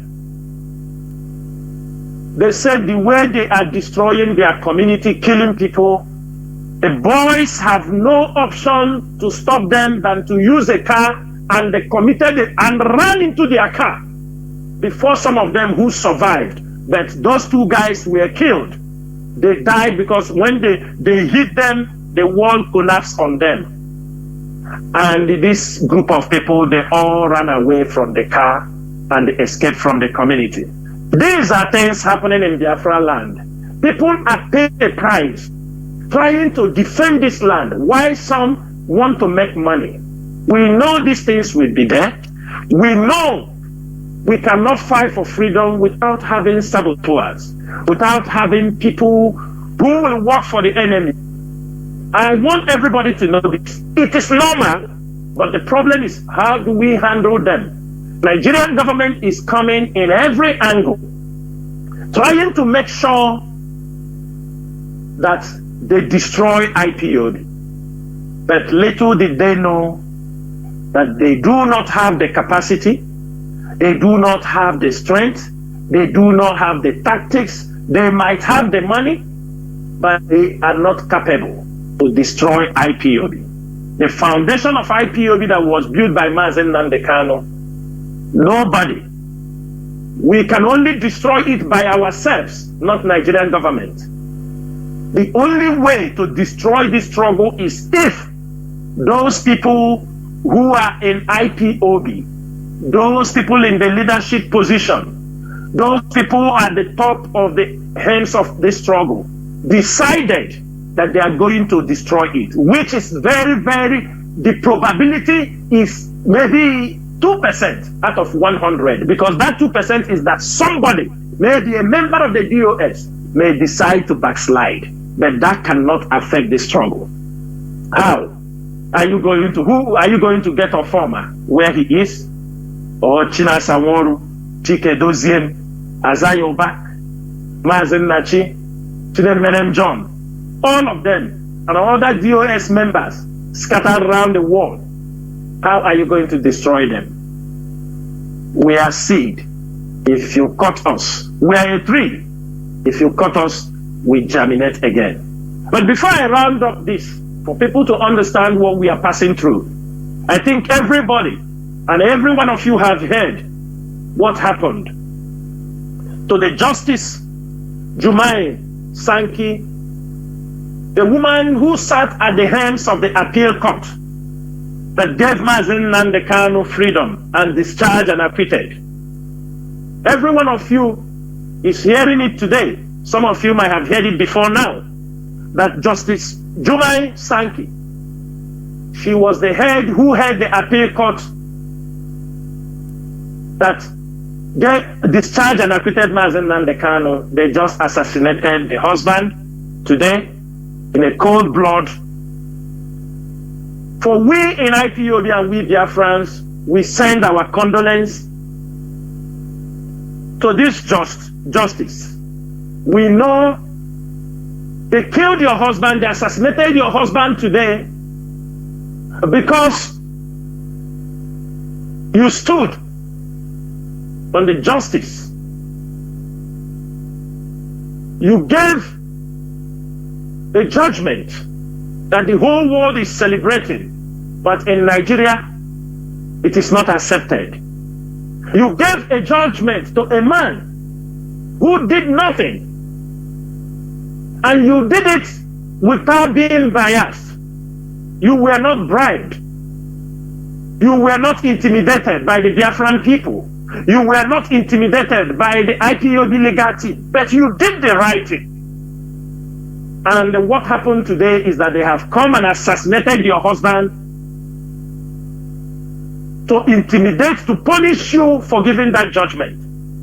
Biafrans around the world will stand behind this woman who have lost the husband because of the judgment he gave to Mazi Jonathan. Because he said that Mazi Jonathan should not be tried in any court of law. That Mazi Jonathan has been discharged and acquitted. That this man is innocent. And after that judgment, they sent him away from the appeal court to another state, and today they have assassinated the husband. Therefore, this is to show you the things that are coming on the way. The journey ahead is very difficult. But are you ready to forge ahead? Because for we in IPOB leadership, This is a mission we must complete. It is a mission of no return. It is a suicide mission for us, that it is either Biafra is restored or we'll all die fighting for Biafra. Mazi Chinedu, I will stop here so that we can go to the next topic for the day. Thank you so much. There, Mazi, you have spoken about the general update on Biafra struggle and the criminalities and everything. And the challenges ahead. I don't know whether you still have anything to talk about the challenges we have ahead on this struggle. Whether there are things also you want to add to it before we go into the second point, please. I don't know. The challenges, I will put them down when we are about to, maybe people are asking questions, you understanding me? That's when I will put up I will release the challenges and the things that we need to improve on. Thank you. Okay. Okay, now you go on to the second point of highlighting on Biafra Heroes and Heroines Day, our Holocaust Day, that is sacrosanct, has been made possible by IPOB, I think since 2014. You know, we need to remember those that fought that we might live, not only even during Biafran War. Prior to that, the Kumekus, those that resisted the colonization, the changing of our nomenclature, until those that were slaughtered by hunger, in any way, by saboteurs also, with the help of saboteurs like Okwabi Aseka, even Nnamdi Azikiwe. Those people that died standing, they led legacies. Please, Mazi, go on to highlighting on all these issues, please. Because today, I think today is 27th. In the next 3 days. Go on, please.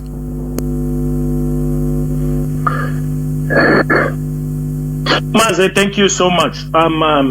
We are going to the second topic of our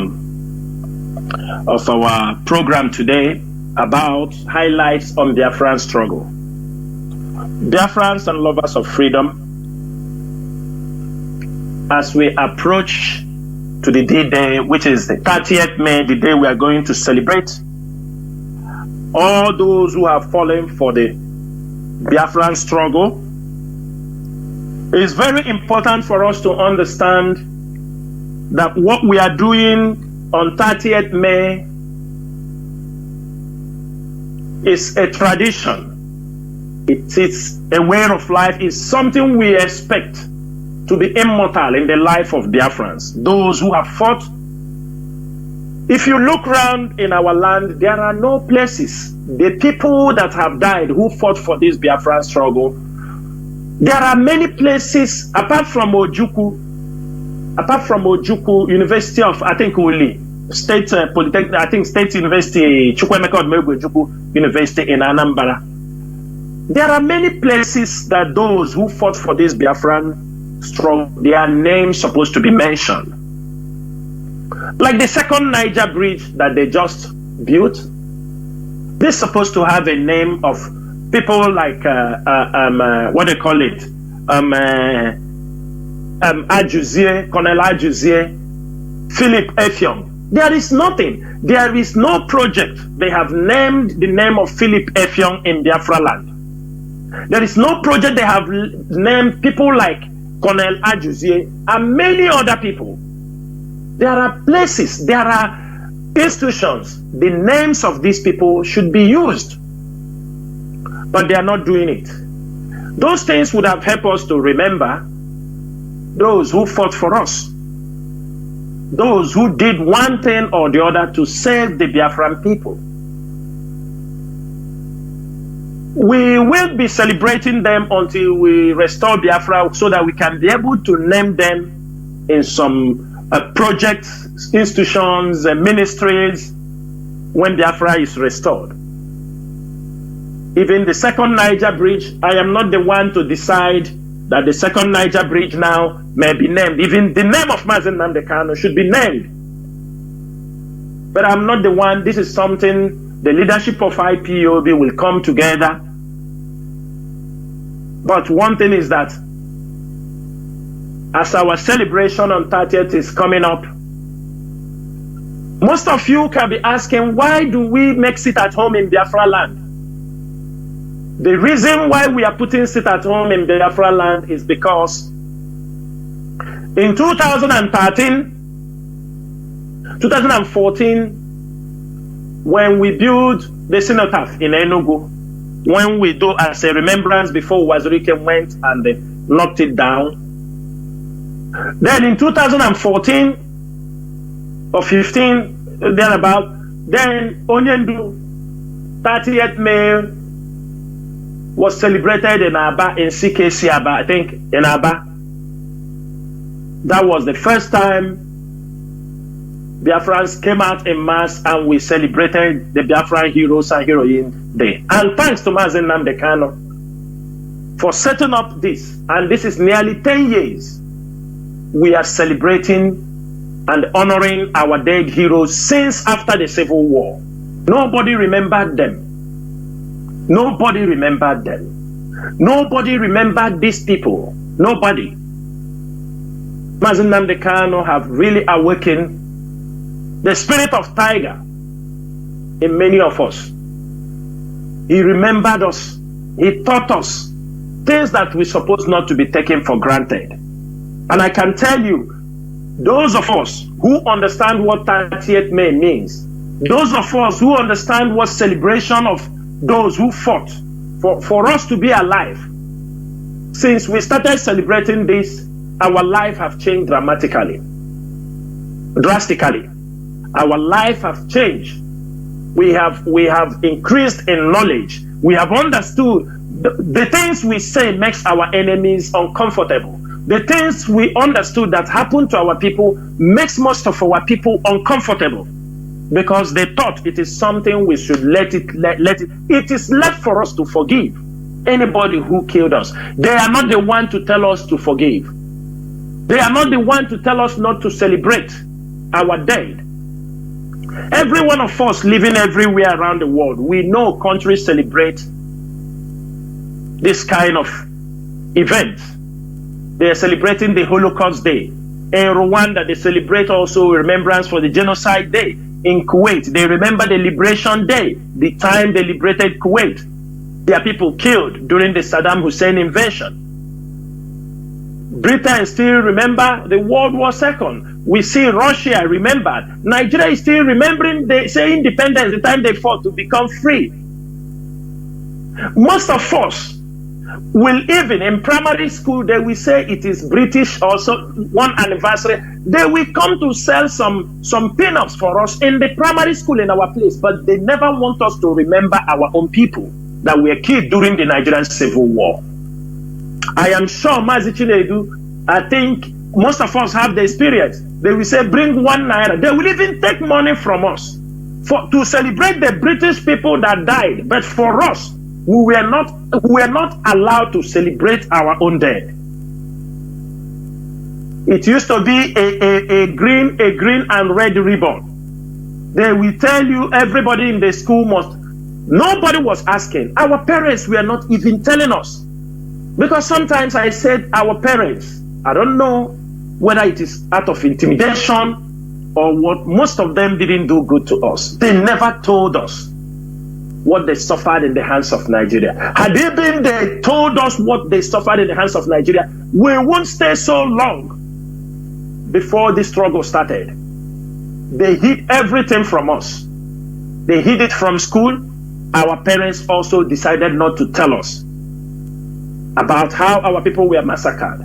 But this generation of Biafrans, led by Mazi Nnamdi Kanu, he have taught us, as we are celebrating our 30th May, we don't forget in Mpo, in 2016, when we wanted to celebrate our 30th May in Mpo, the Nigerian military swooped on us inside the Catholic Church in Mpo. They massacred our people who were getting ready. Nobody said anything. Till today, people, more than 100 people disappeared killed, they took away their dead bodies. Many of them poured acid. There are people who survived that attack, and they are there. They can give a testimony of what happened on that fateful day, on that tragic day. One of our brother, Chidozie, who is in India currently, he's a victim of Mpo massacre. And there are many people who survived that Mpo massacre. And since that day, since that 30th, 29th May, it's supposed to be a candle night, then the following day in Mpo, 30th, our people were massacred. And from that day, we found it that it is not safe for our people to march around in Biafra land on that 30th May, because the Nigerian government, with the help of the British, they had been assured to massacre us that nobody will talk about it. But that's not back. In order to maintain that, on that day, we want everybody to understand that we, the indigenous people of Biafra worldwide, remember our fallen heroes from 1904 to present, from those killed from the time of Ekumeku, before they amalgamate, because they killed our people before they amalgamated us. They killed our people before they amalgamated us. They didn't just amalgamate us without, don't think that our people didn't fight. Our people fought them, the Ekumekus. From 1904, we have been fighting against the British, against the imperialist colonial masters. For that reason, on 30th May, we are going to remember all our fallen heroes from 1904 to present. We shall remember the victims of Asaba massacre, Aba massacre, Emene, Igwocha, Obibo, Onitsha, Olu, and Mpo massacre. And every other places, these people have massacred our people because they are fighting for the restoration of Biafra. We shall also remember our gallant men and women of ESN who have paid the ultimate price for our freedom. We shall remember people like Ikonso and many other officers. But Ikonso is the only officer, ESN command, we can say he fell in the hands of the Nigerian government. So far, most of the ESN commanders, they are very strong and kicking, though some of them may be in the hands of the enemies, like people like Chooks, Obase. All those ones that are alive are not the people we are remembering. We are remembering the dead. That is one thing we have to understand. We shall also remember all the victims of Fulani herdsmen and Nigerian state sponsors terror. That is also the people we are remembering. We know how they have killed our people on a daily basis. As we are remembering them, as we are putting them in our prayers, all those people killed by the Fulani herdsmen in our land, because all their mission is to find a way to overrun our land and take over the land. They are all mercenaries, agents of the Nigerian government, trying to kill us and take over Biafra land and the resources. We shall also remember as the victims of Atlantic and Sahara Desert slave trade. They will not be forgotten, because some of our people that were taken into slavery, they were taken forcefully from our land. Forget about all those things. They are telling you your people sold them.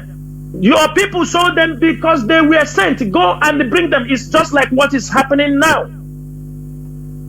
They are killing our people, taking their body parts for organ trafficking. You will say it is our people doing it, but there are big hands, there are big people, there are billionaires who are pushing them, who are in need of these things.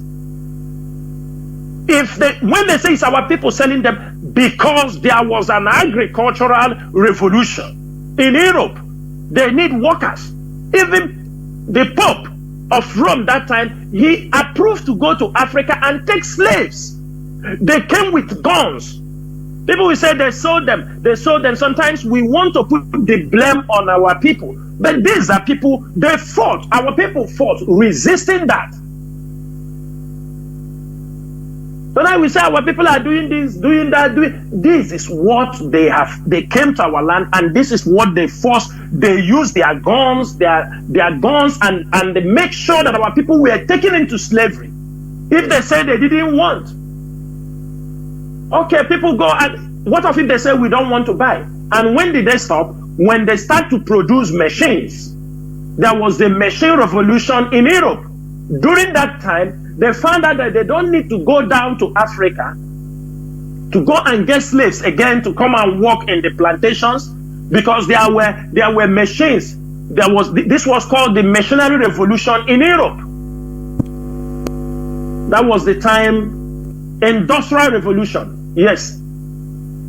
And there was a story, it was very popular, about a black Biafra man who used to, it was a competition.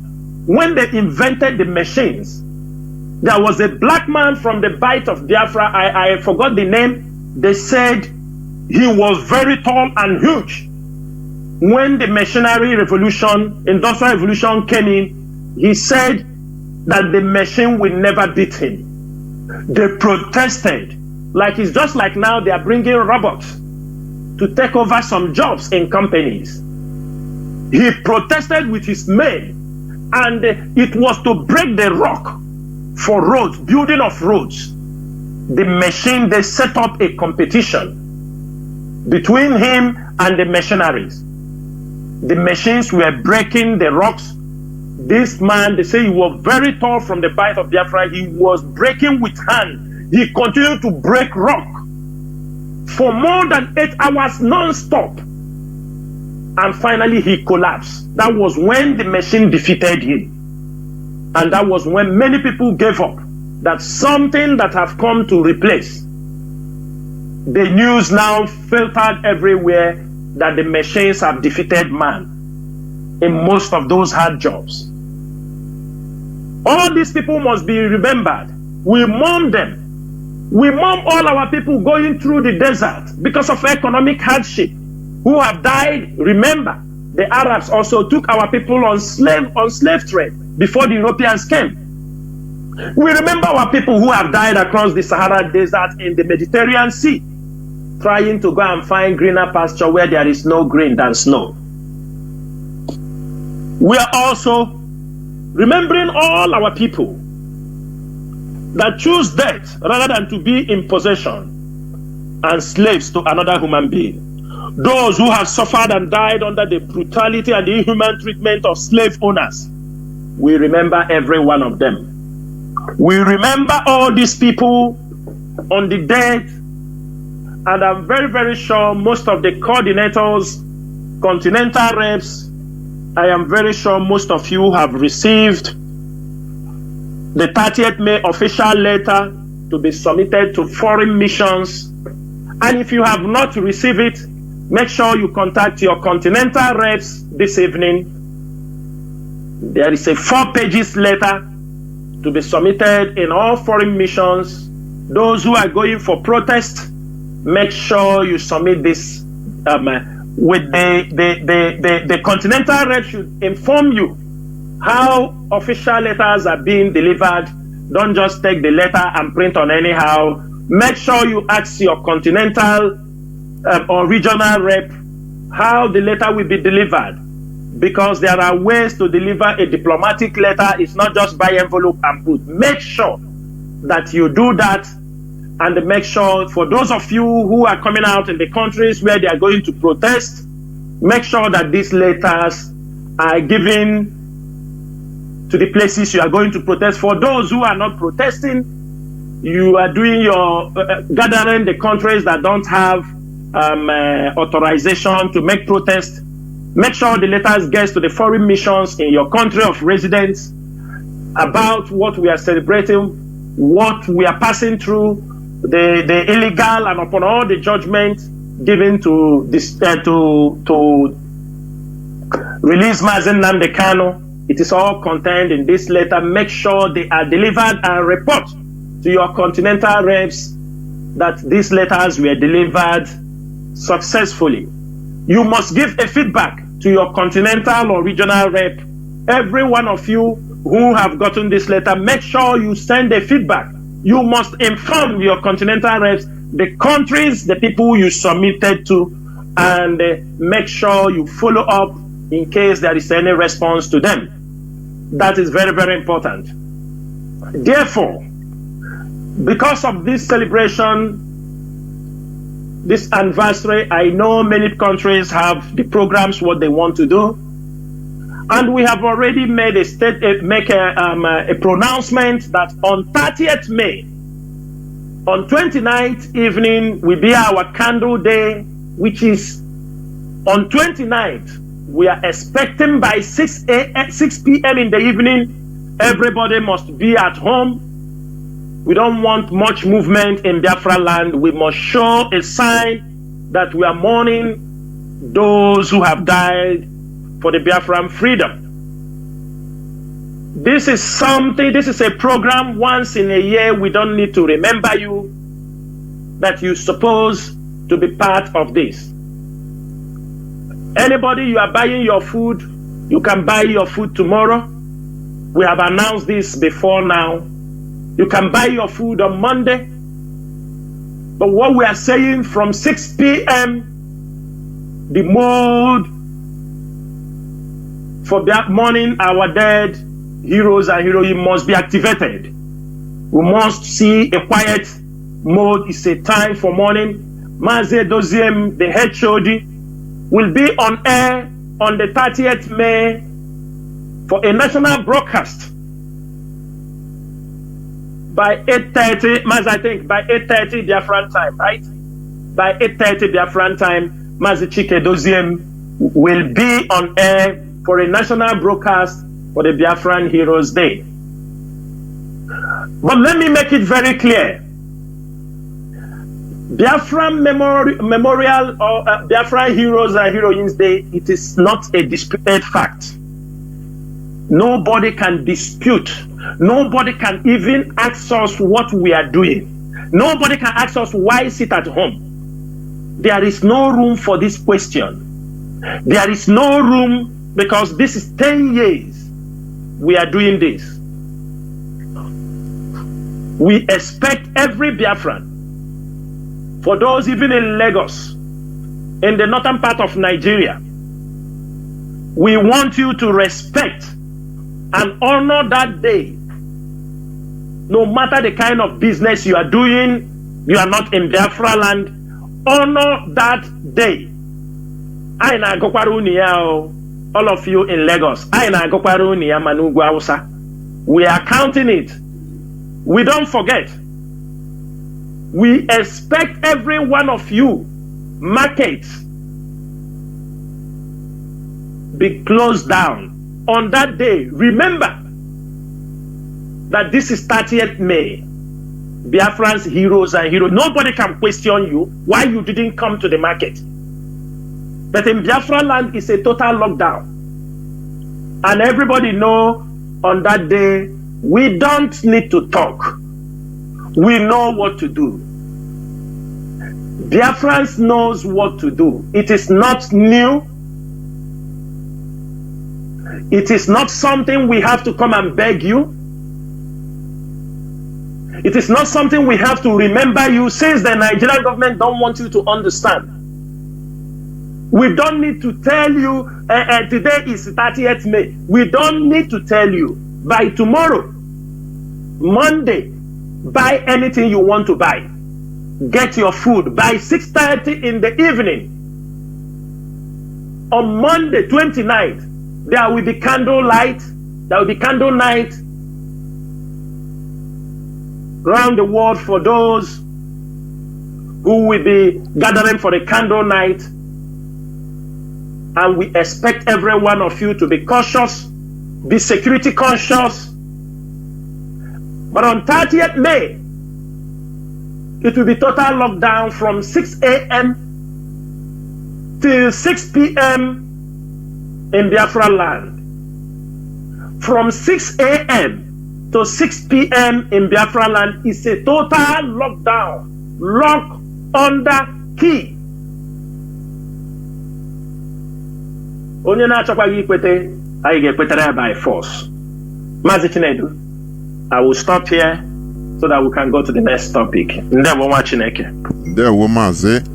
I will proceed immediately to the continuous detention of our leader Mazi Kano.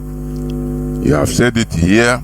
They punished one of the judges, presiding judges of the Supreme Court. They punished her by assassinating her husband. For us to understand the desperation of the Nigerian government in order to subjugate justice. But Mazi, continue, please, because many people is what they are waiting to hear about our leader Mazi Kano, his case, and the way forward on his case. Please go on.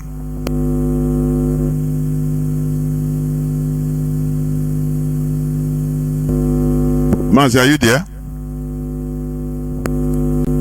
Yeah, Mazi. Okay, I'm here. Sorry, I was on mute. Mazi, on this final topic about the detention of Mazi Kano, up till now, we have heard the health issues or health challenges of Mazi Kano. But one thing I want to tell Nigeria is that Nigeria should know that all this time they have detained Mazi Kano, have they achieved what they want to achieve? The answer is no. They have not yet achieved what they want to achieve. And to make the situation worse, they are now openly assassinating people, killing people. They may try it also on Ozekome. They have tried it on Barrister Ifeanyi Ejiofor on a couple of times, on many occasions. And they continue to trying to eliminate people, to intimidate people. But one thing we want to make sure is that they can't intimidate IPOB. They can't also intimidate the legal team. Biafrans should know that what we are doing, we are still standing today because we know that Mazi Kano will be released. And that is why we continue to fight. We are not giving up. We are not ready. And I'm making it very clear for the Nigerian government that there is something they have to know. The more they continue to detain Mazi Kano,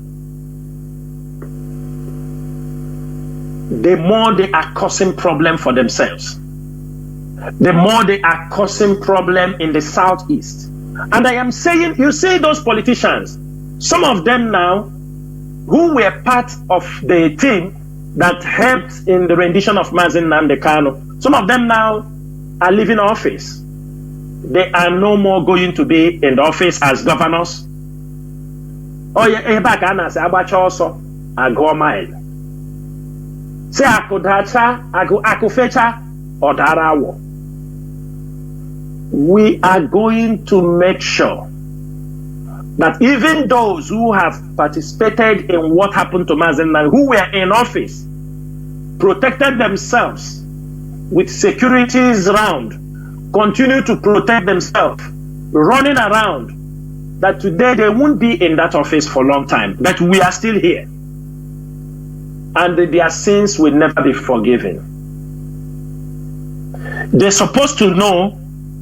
Let me make it very clear. They must release Mazi Kano because we have to know that Nigerian government did this thing in 2015. Justice Ademola that gave judgment on conditional release of Mazi Kano in 2015. The Nigerian government also raided his home in 2015. They raided his home, intimidated him, to make sure they sidelined him. Then, when they bring in Binta Nyako, They also blackmailed Binta Nyako, Justice Binta Nyako, with her husband and her son's corruption cases, forcing the woman to make sure she jailed our leader, or they jailed the husband and the son. This was the things they did. That is why when our people go out there in the public, trying to talk things that has no connection, giving fairy tale stories without information, most of our people on the social media, they take imagination, imaginary stories. It's like a fairy tale, fictions. They continue to use the story to deceive people. It has been the way of the Nigerian government to show you the case of Mazi Nnamdi Kanu is a very serious case. The case of Mazi Nnamdi, like I said, imagine what 2015, what Justice Ademola saw from them. Imagine what they did to Justice Binta Nyako. Imagine what they did to Barrister Ifeanyi Ejiofor. Imagine what they have did now to Justice Jumae Shanki. What they did to the husband. Imagine all these things. Because they want them to pronounce wrong judgment. Now they have assassinated this judge because of Mazi Nnamdi Kanu. And now they have done this, they have pushed for you to see, like I said earlier, they have pushed this case to 14th of September. 14th of September, the leadership have every briefing from the legal team. You know, we are not the people that come and say, oh, you do tell like this. You know, don't do that. You know, even if there is something that powerful need to put down, maybe he have a message, powerful cannot come, you understand me, and say, Onyendu told me to write like this, like this, like this. You know, that is the difference between the IPOB leadership and the infiltrators and those who are trying to make wave, who want to say, oh, Nnamdi Kanu told me to write like this, to tell you people like this. These are how you know the criminals. These are how you know the criminals. They are looking for small information, and that is how, when they hear that information from somebody, they quickly run, because they are hungry for that. They want to use the name of Mazi Nnamdi Kanu. It is already a name they use. It's a cash out name. They can use it when they just hear any information. They run and go trying to use it to wipe out their records, the things they did. Biafrans, do not be deceived on the issue of Mazi Nnamdi Kanu. Mazi Nnamdi Kanu will be released. Even the Supreme Court, they will discharge and acquit Mazi Nnamdi Kanu from all this case. We have a capable legal team. Forget about what people are talking around, moving around. Ozekome. And I want to clear something. There is some stupid things I see our people writing. Ozekome is this. Some stupid people go to write it. Even Yahoo was able to do what? Yahoo was able to debunk their lies. You understand me? Yahoos were able to debunk their lies. Because they go to tell you, oh, let me tell you, before IPOB, I think son, Mike Ozekome is a son already. He has been a son. And all these people in legal practitioner, they have been there. They have been defending people. They have been lawyers. They have been doing work. Mike Ozekome is not today, he's a son to Atiku. It's not today. And when it comes to law, you are not going to, they are professionals. These are people, you hear his statement. We don't want our people, those, you see some of you who are ignorant how things work. Because he defend Atiku, you say he defend Obi, people continue to deceive you. They are right. Ifeanyi Ejiofor is defending IPOB today. Does it mean that if Ifeanyi Ejiofor found a case, he can defend somebody where they will pay him? He will say, that is the stupidity many of us did. But you don't do it in profession, because some of us left our businesses, Some of us stopped doing business with people, friends, who were very close to us because we are doing Biafran agitation. Even some of them did not abandon us. It is we that went back from them thinking they are not happy because we are doing Biafra agitation. I have business partners, I stop communicating them. Even if they give me a business, I don't do. I don't. Even they come, I mean thousands of dollars, I don't. Because this mentality that most of you are having, that because I am doing, for example, if my brother has been a politician and suddenly I'm a Biafran agitator, I will now disown my brother because he is a politician, he is somebody, or he's a medical doctor. Because this is your enemy, you are not going to attend to him. Because he is your enemy, you are a doctor. It is against the profession. You are not a lawyer. You are not a medical practitioner. A doctor. No matter who, they are according to their ethics. Whoever that is brought to them, there is no discrimination. You must save the patient. The same thing with lawyers. It's a profession that when they found somebody they can defend, irrespective money is involved or not, they have the right to stand in the gap. Most of us, or many of our people who have this bad mentality, some of us, we are friends with many people who today do not like what we are doing. So if tomorrow you see a picture of me and somebody say, oh, he's working with politicians, this might be pictures of 15 years ago, 20 years ago, when we have not even started the Biafra agitation. I want our people to stop this. We need to grow up and stop going out there talking rubbish, ignorant. I know your leaders of infiltrators, he's an ignorant as anything I can imagine. That's why when he threw these ignorant things in the public, some of you just grab it and start talking rubbish. Mike Ozekome is not somebody any of you will drag on a social media. Ifeanyi Ejiofor is not somebody you come to drag on a social media. Even no matter anything, Aloy Ejimako, don't drag him on social media. We have a way to settle if we have problem with any of them, we can settle our scores. None of the lawyers, because the moment these things are happening, they are using it. All of you saw what happened, how people have played with the Onyendu issue. All of you have seen it. And you people should stop being emotional. Biafrans Rand will stop being emotional. When something comes up, you just become emotional. Especially on the issue of Mazi Nnamdi Kanu. We have to face reality. We have to be strategic thinkers. We have to be thinking, analyze things, and think critically on any subject before you just grab it and start making mess out of the whole thing. The international community is watching. You think they don't know? You think they are not seeing what you're doing? Some of you of recent, you started shouting, we do not. What we are saying is, why some people, when they come and talk, we don't say anything about them, no matter anything they wrote.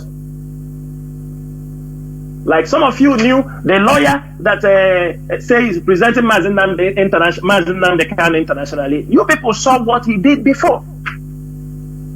They were the people, he was the main frontline man they were using to go for Biafra government in exile.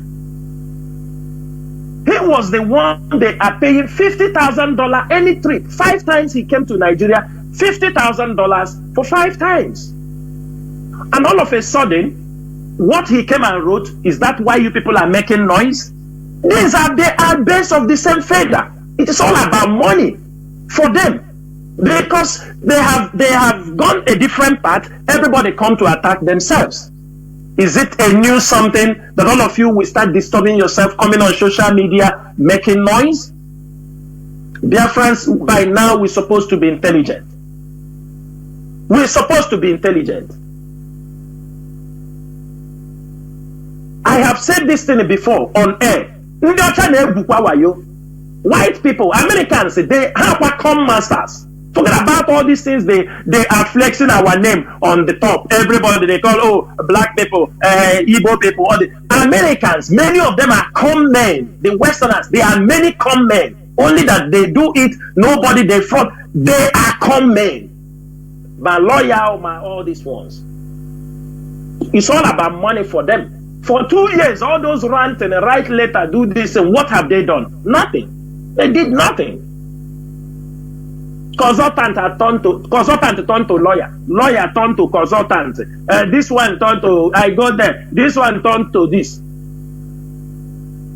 Now, to get money now for Onyendu, they are now telling you that the IPOB leadership, Chike Doziema and Abanyim, refuse. They refuse to bring out money to bribe the Nigerian. And let me tell you, there is nothing like that. There is nothing like that. Nobody, IPOB leadership will not bribe any lawyer, any judge in Nigeria for the release of Mazi Nnamdi Kanu. Let us make it very clear. We don't engage in bribing. Everybody knows us. IPOB, even the lawyers that are handling our case, we don't engage in bribing. Sometimes there are some of our people they will hold. You will hear what they say. We know he did nothing. They will say, bring money, bring 1 million. We will release him. We say, why should we pay 1 million to you? Release him for what? What did he do? Take him to court. Take him to court. We don't mind.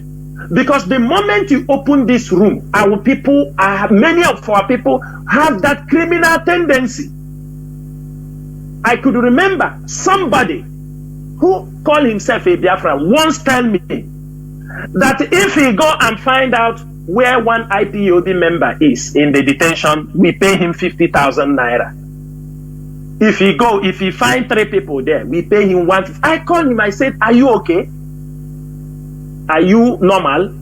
So your own brothers, that the Nigerian government, and he is an officer.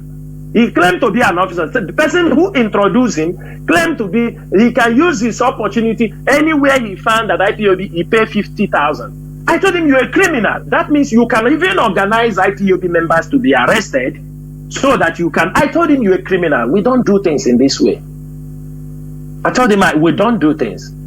Any of our person, we know they did nothing. They only arrest them because they are IPOB members, because of the Biafran struggle. The same way as they are holding Mazi Nnamdi Kanu.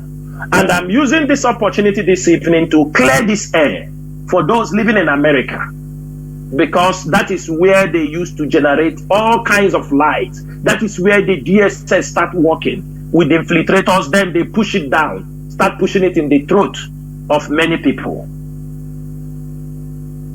They start pushing it on the throat of many of our people. That because they want to steal money from you. They want to take your money. They are telling you that they refuse. They need to bribe the lawyers. Who is giving? They need to bribe the judges so they can release Mazi Nnamdi Kanu. Please, do not allow yourself to be deceived in this way. And for you, who said you took contract to come and kill IPOB members, family, IPOB leadership, their families in Nigeria, Makachineke, he said that Biafra land the la. We are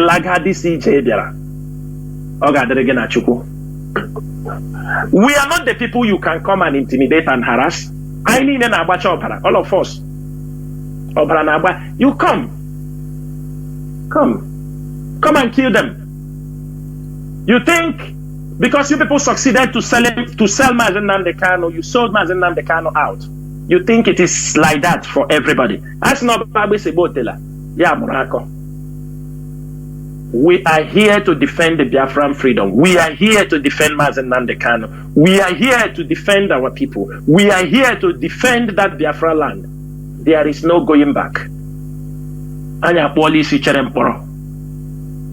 And there is nothing anybody can do about it. It is either they come on table and they tell us the day we are going the Biafra referendum, or they are in for a very long thing. Biafrans are lovers of freedom.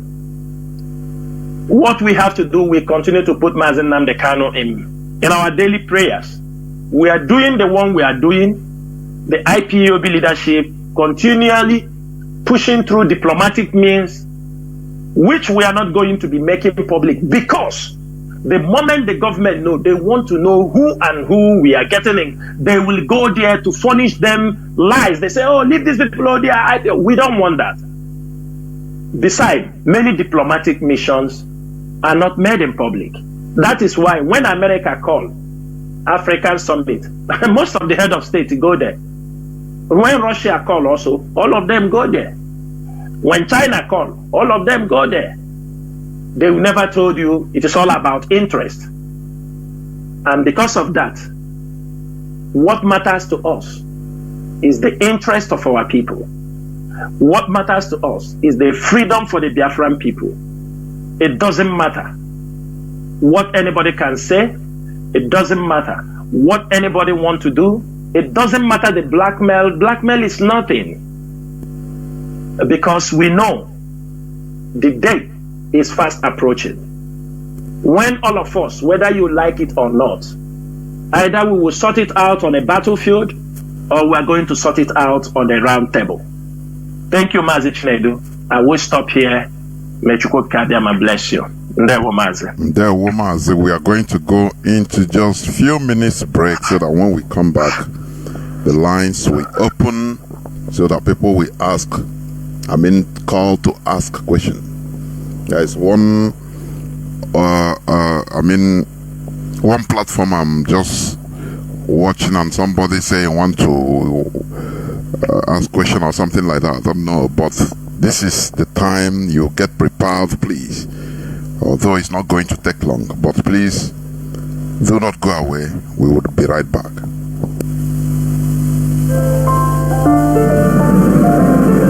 What comes to your mind when you hear about Biafra, the 30th of May Heroes Day? Is it the pain or the courage to keep fighting on? The sacrifices of our heroes, the pain our mothers passed through, the innocent children starved to death by the Nigeria government, all we remember on the 30th of May. Fight on, brave boys, fight on, heroes of our fatherland. Pursue the enemy, harass him, destroy the invader. March on, brave boys, now that victory is in sight. March on and hasten the disintegration of the enemy already set in motion. We reflect on the pains and the agony they passed through, the zeal for freedom. They fought with pains and hunger for freedom. The cold nights, they paid the ultimate price for us, to be free.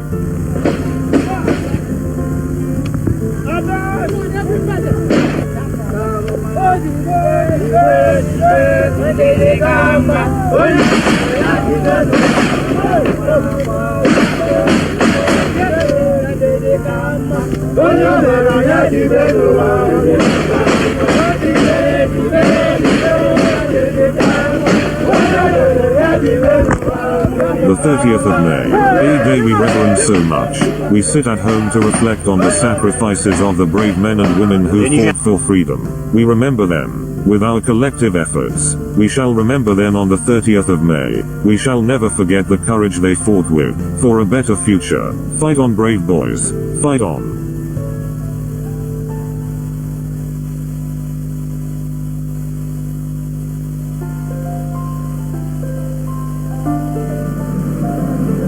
What comes to your mind when you hear about Biafra, the 30th of May Heroes Day? Is it the pain or the courage to keep fighting on? The sacrifices of our heroes, the pain our mothers passed through, the innocent children starved to death by the Nigeria government, all we remember on the 30th of May. Fight on, brave boys, fight on, heroes of our fatherland. Pursue the enemy, harass him, destroy the invader. March on, brave boys, now that victory is in sight. March on and hasten the disintegration of the enemy already set in motion. We reflect on the pains and the agony they passed through, the zeal for freedom. They fought with pains and hunger for freedom. The cold nights. They paid the ultimate price for us, to be free.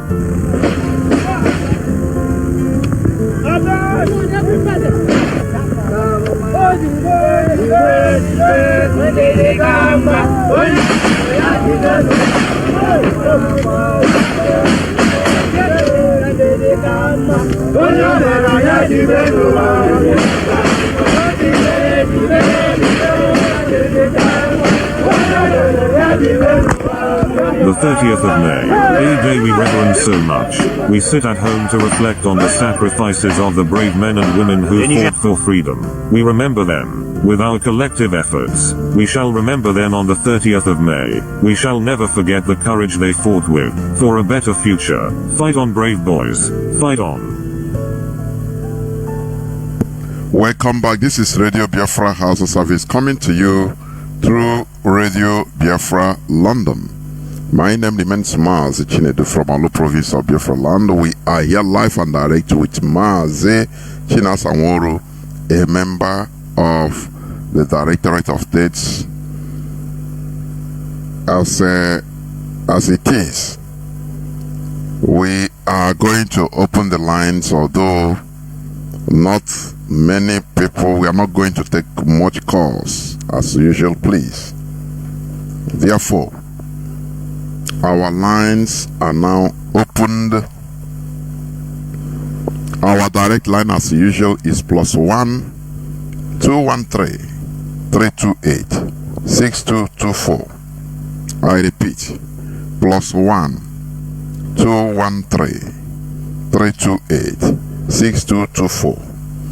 Our WhatsApp and Signal line is +61 405 142 547. I repeat, +61 405 142 547.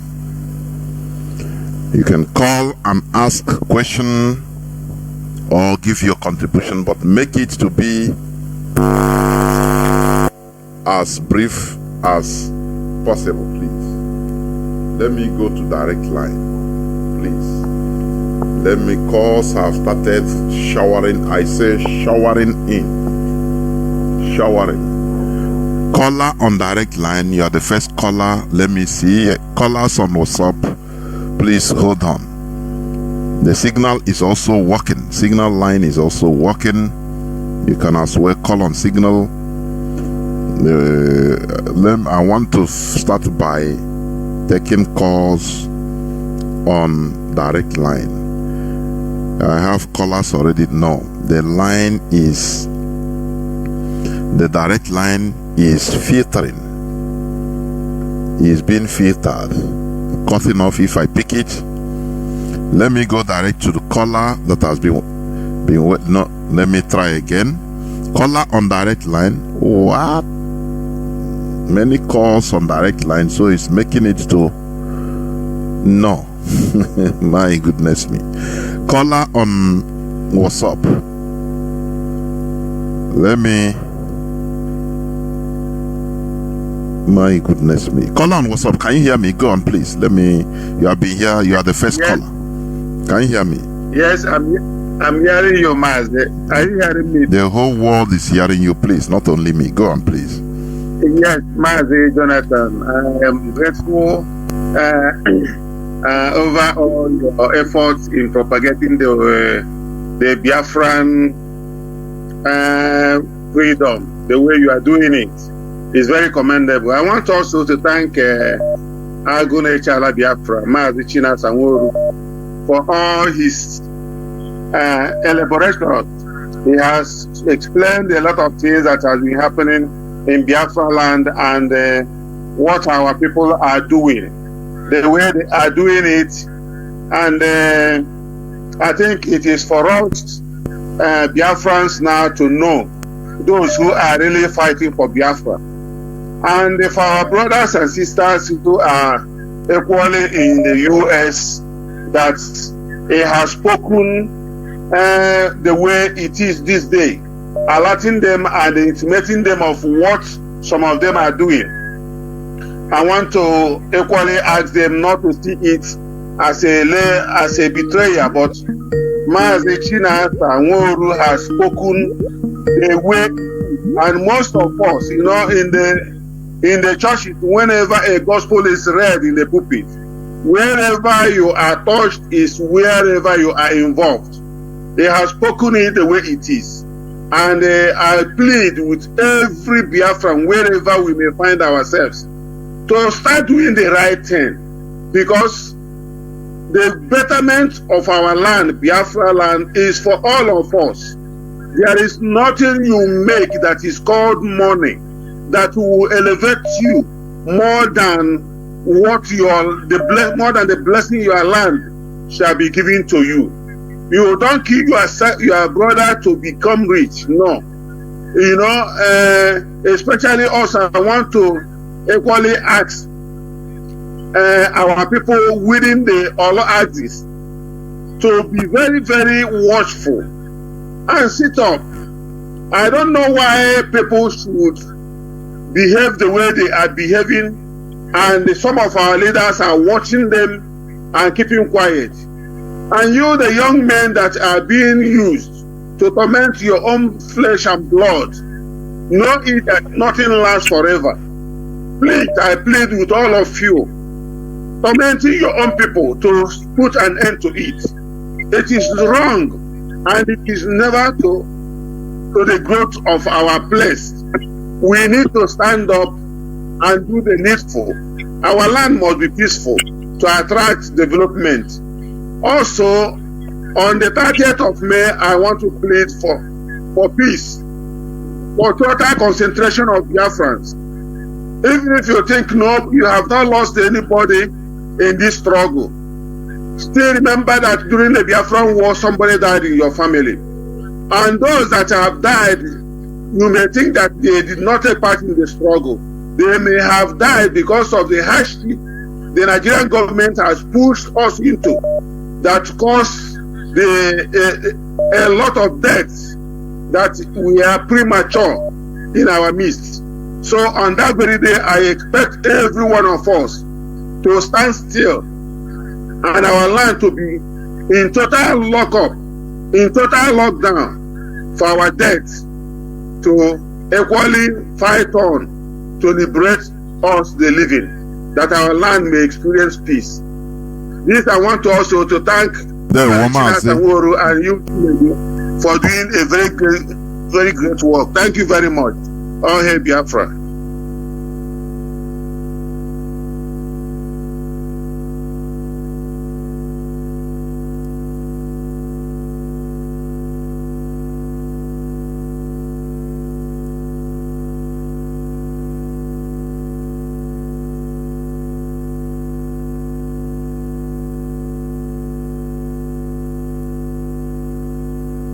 Yes, I can hear you, Mazi.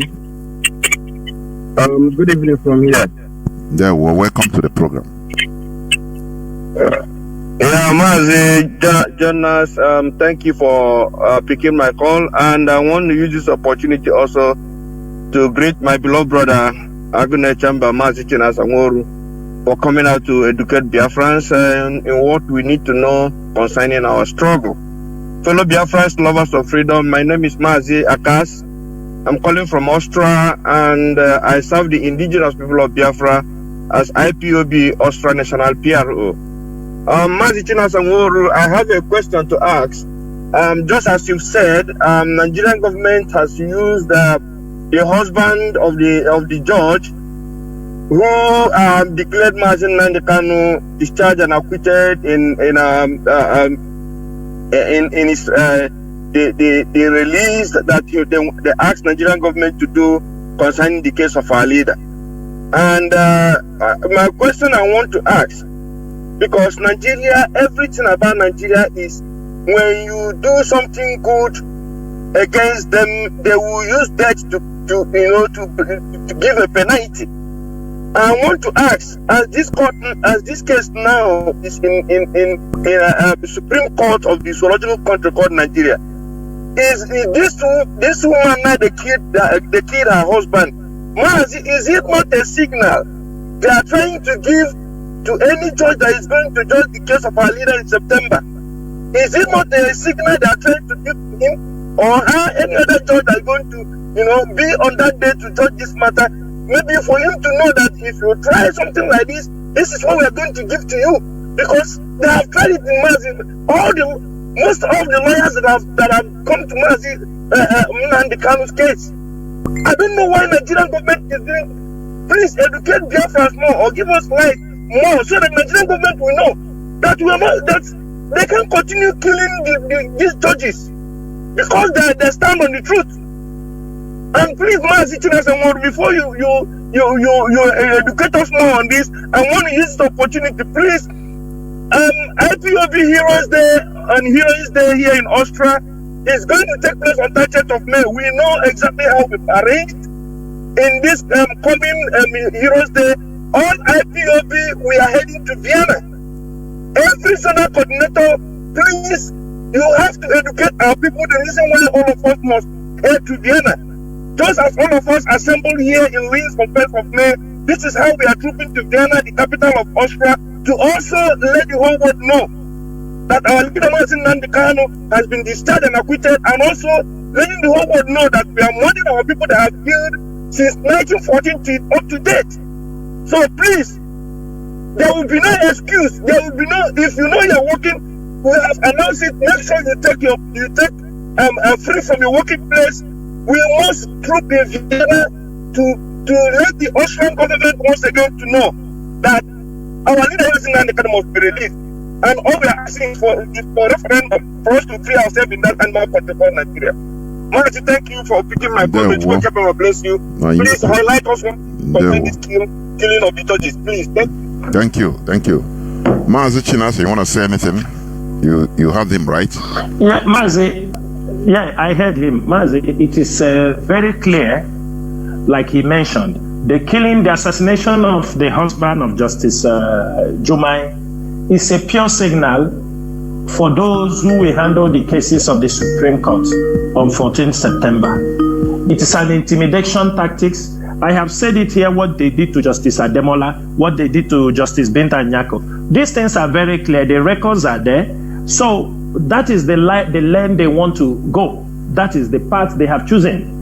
So the most important thing is for us to alert the world, be on alert, continue to expose them, and make sure that we continue. No day shall we forget the issue of Mazi Jonathan. No day. Yes, we can, sometimes we may not come to talk, but we are following up, getting updates from the lawyers, talking to them, and we must continue. That is why the health of Mazi Jonathan is very, very important to us. If the one we need to come and raise alarm, we will raise the alarm. But we make sure that those who are coming there, going and visiting him, always give an update on how he is, on how the situation of his health, and we continue to do that until Mazi Jonathan is set free. But for those of you in Europe, especially I used to say Europe is the heart. This is the heart of this struggle. Europe is the heart of the Biafran struggle. That is where people move. They can come to a capital. It's not like in America. In America, you see this 30th man will go. There will be nothing you will see in America. You will not see any of them do anything. But you see, in Europe, we know how Europe handle things. And we are saying this is once in a year program. Once in a year. There should not be any excuse. People will make sure that they are going there. 30th May is not yesterday. We all knew that this 30th May, the next time is going to come is next 2020. Maybe that time within Biafra people, but it is a debt. It is a tradition. It is a debt that none of us should forget. So when the time is coming close, everybody should make sure they become part of this program. You can take off day. That day, the money you are going to miss is not going to buy you, it's not going to solve all your problems. It's a day, something you just have to sacrifice. That's all I can say. We don't need to be reminded over this. And that's why I say it's a tradition that everybody must adhere to. Thank you, Mazi Chinedu. There were Mazi. Caller on direct line, you have been waiting. Caller on direct line. Caller on direct line. Can you hear me? Yeah, please go on. Go on, please. Go on.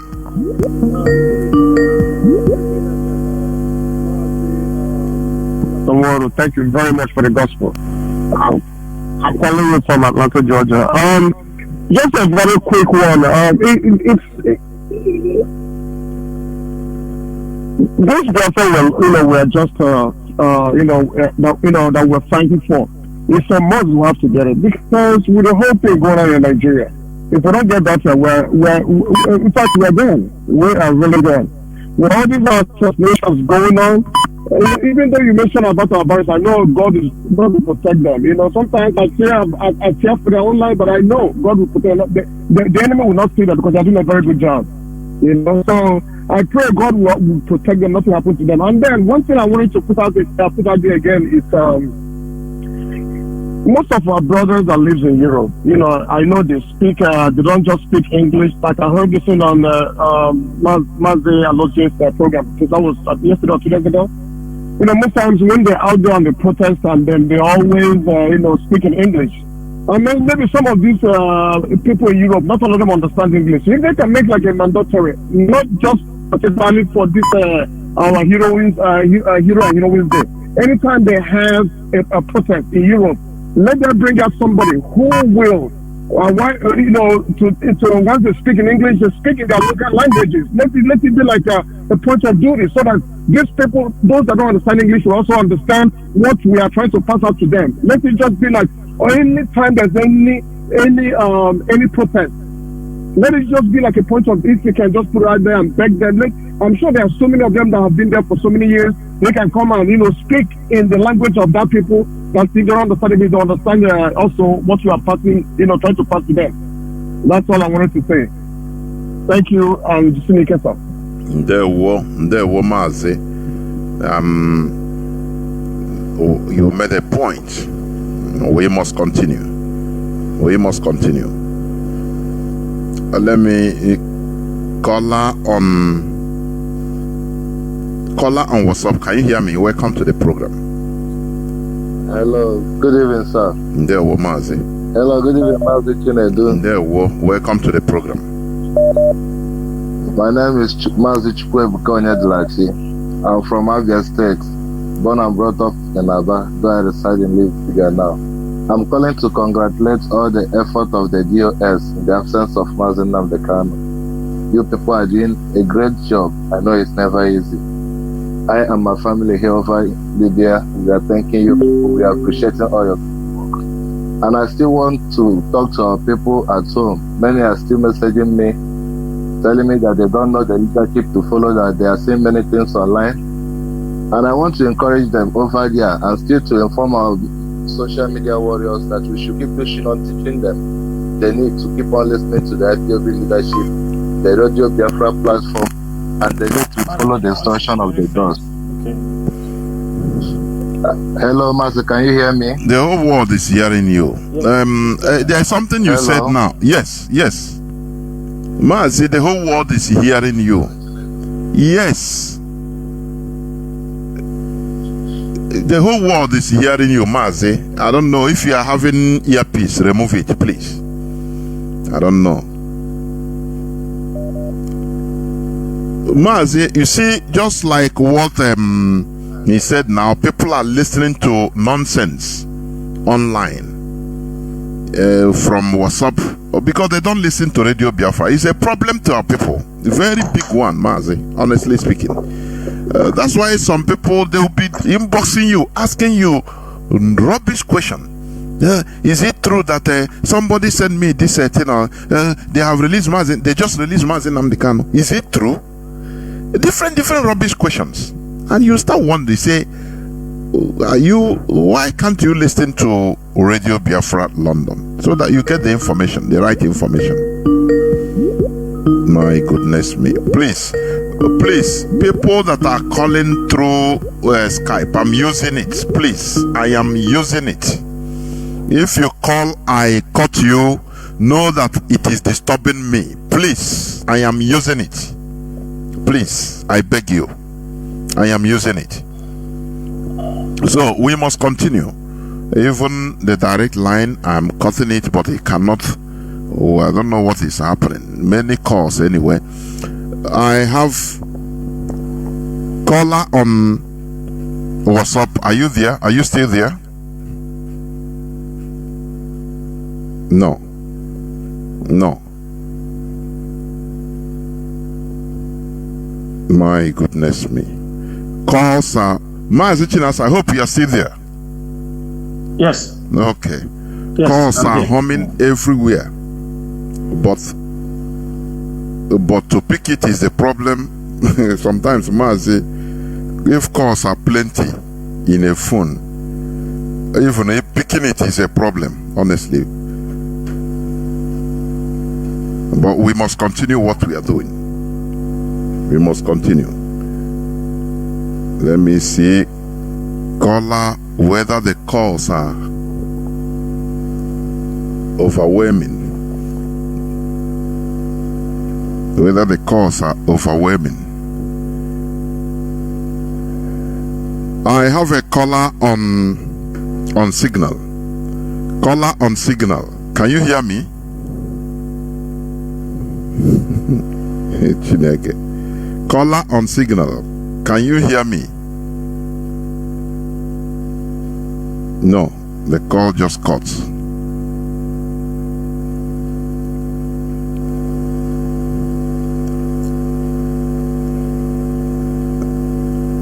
We must continue.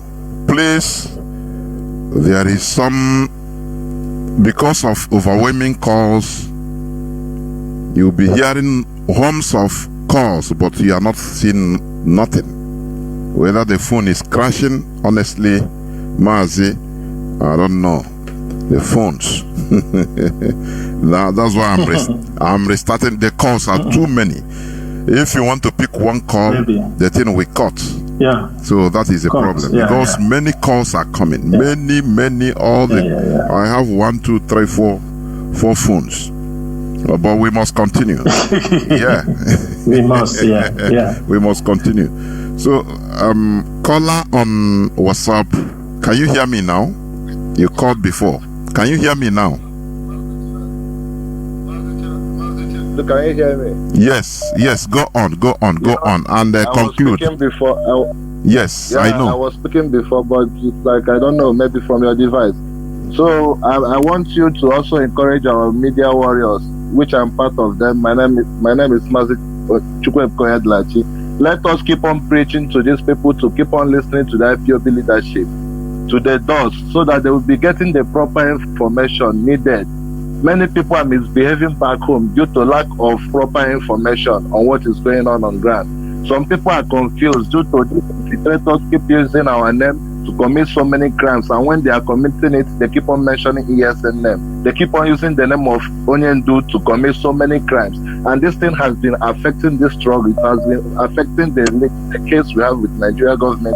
I know that the DOS has been trying to speak on this, especially Mazi Chinasa Nworu. I give him many accolades. He has been trying to speak on this, but I don't know why. Lack of knowledge and ignorance has been wandering our people over. We should keep on pushing on this. And another thing I want to talk about on it this evening is concerning this, our 30th May. I love how it has started, and I appreciate all our efforts to make it stand. It is very necessary that we have to be remembering our fallen heroes to maintain the dignity of our land, to maintain the sovereignty of our nation. We must be remembering those who fell for us to stand, because we can never forget them, because one day we shall all die, and if we are not remembered, I don't know how it will be. So we must keep on remembering them. That 30th May must remain, and forever we shall remember it. That is all I have to say, and I keep on appreciating the DOS, and I appreciate the legal team, Mazi, Ejiofor. They are all doing a great job. I appreciate all of them. Thank you, sir, and I believe freedom is our own at last.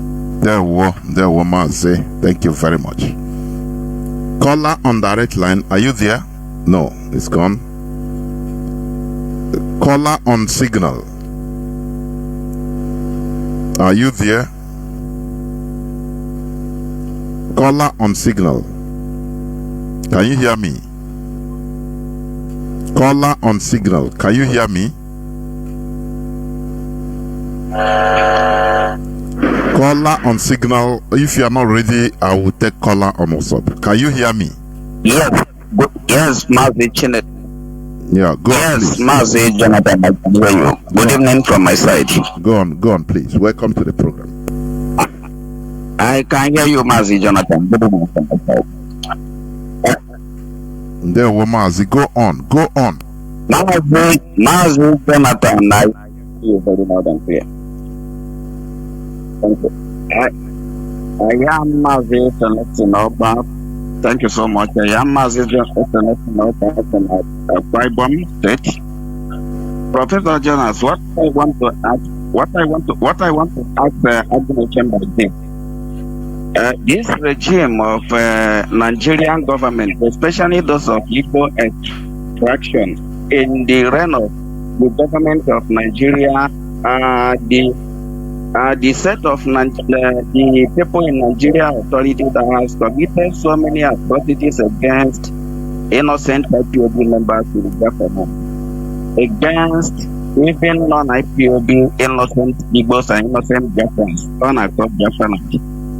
Professor Jonathan Mazi Chinasa Nworu, the question I'm asking, now that their tenure is expiring and many of them will be relegated to the streets just to work like normal people, Mazi, now we cannot protest in Biafra land. What are the other directives that we can use to send a very good message, a very, very good message to them, such that the incoming government will also realize that what they did by killing their people, by adopting their people, by maiming their people, and all sorts of humiliation against our own people are not good. What can we do to send a very clear message to them? That is my question to Okay. Thank you, Professor Jonas. Now you hang up and listen. Mazi Chinasa, yeah, Mazi, I heard him. Mazi, I want also, there is observation, when they are talking, the voice is very fast. So check from that side. I'm finding it difficult to understand, but I got his question. He said, now those people, the governors, those who are leaving office, what are we going to do to them? Am I right? Yes, of course.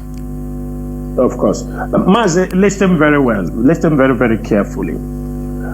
There are many ways to kill a rat, but there are the ones we can make public, and there are the ones we cannot make public. Towards these politicians who have killed our people, moved many of our people, handed them over to the northern government. Until today, we have not seen them. One thing we urge every Biafran to do is that we will make sure that all these people, from Wike to Devumahi, to Ugwanye, to Obiano, to all of them who have Okrocha Alaboleno now. Okrocha is already, he have disappeared from the arena. These people that I mentioned, and some of the senators that we know in one way or the other, we will continue to humiliate them in public. Anywhere they come, even if they leave office, they come for ceremonies, they come any place where our people gather, they must be booed and disgraced out from that place. In the public, it's normal. Anywhere you see all these governors in Biafra land that have already, we make sure that anywhere they go, they must be humiliated. They must be humiliated. We must always follow them until they pay dearly for what they have done in our land. We must reject them. Even after their office, they must be rejected.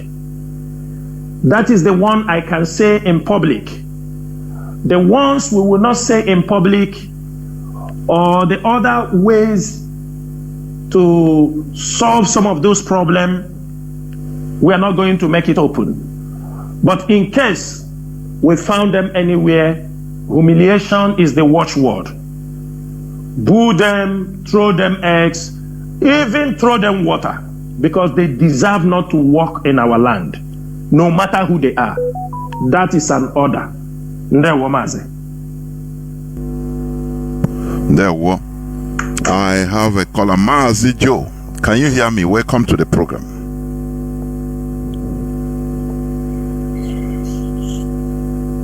Mazi, can you hear me? Yes, go on, please. Please go on. Okay. Good evening to all Biafrans. Mazi Chinasa Nworu. I give you a very great salute for your work for Biafra. Mazi Jonathan, you have been awesome in this job. It's not easy picking calls that flies in from different places. Chinasa, please, I have a question, and it's also a suggestion. Yes, we have our heroes that died for us, and they are beckoning on us to invite them into the struggle. I would like the EOS to because what I'm saying something from the spiritual angle, because we cannot use the deity of our enemies to defeat them. It's not possible. They brought the religion, they twisted it, but we cannot use it to defeat them. I'm suggesting that we start reverencing our heroes past. We can decide to canonize our saints. All those people that died during the Kumeku War, they were gallant men. We can call on them, like the Christians. They have their different saints that they call on. We shouldn't be afraid of what people are going to say.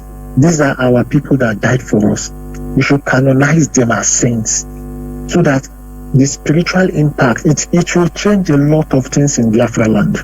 By the time we have 10 saints named, saint this and that, it will have this big spiritual impact on us.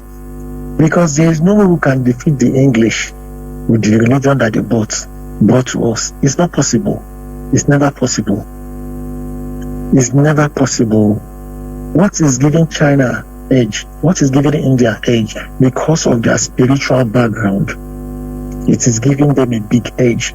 We are always in this our Biafran quest, and we hear some people praying to the God of England to come and help us to defeat England. It's not possible. It is not possible. Please, it's a suggestion. We have to do this. We have to do this. It's a must that we do it.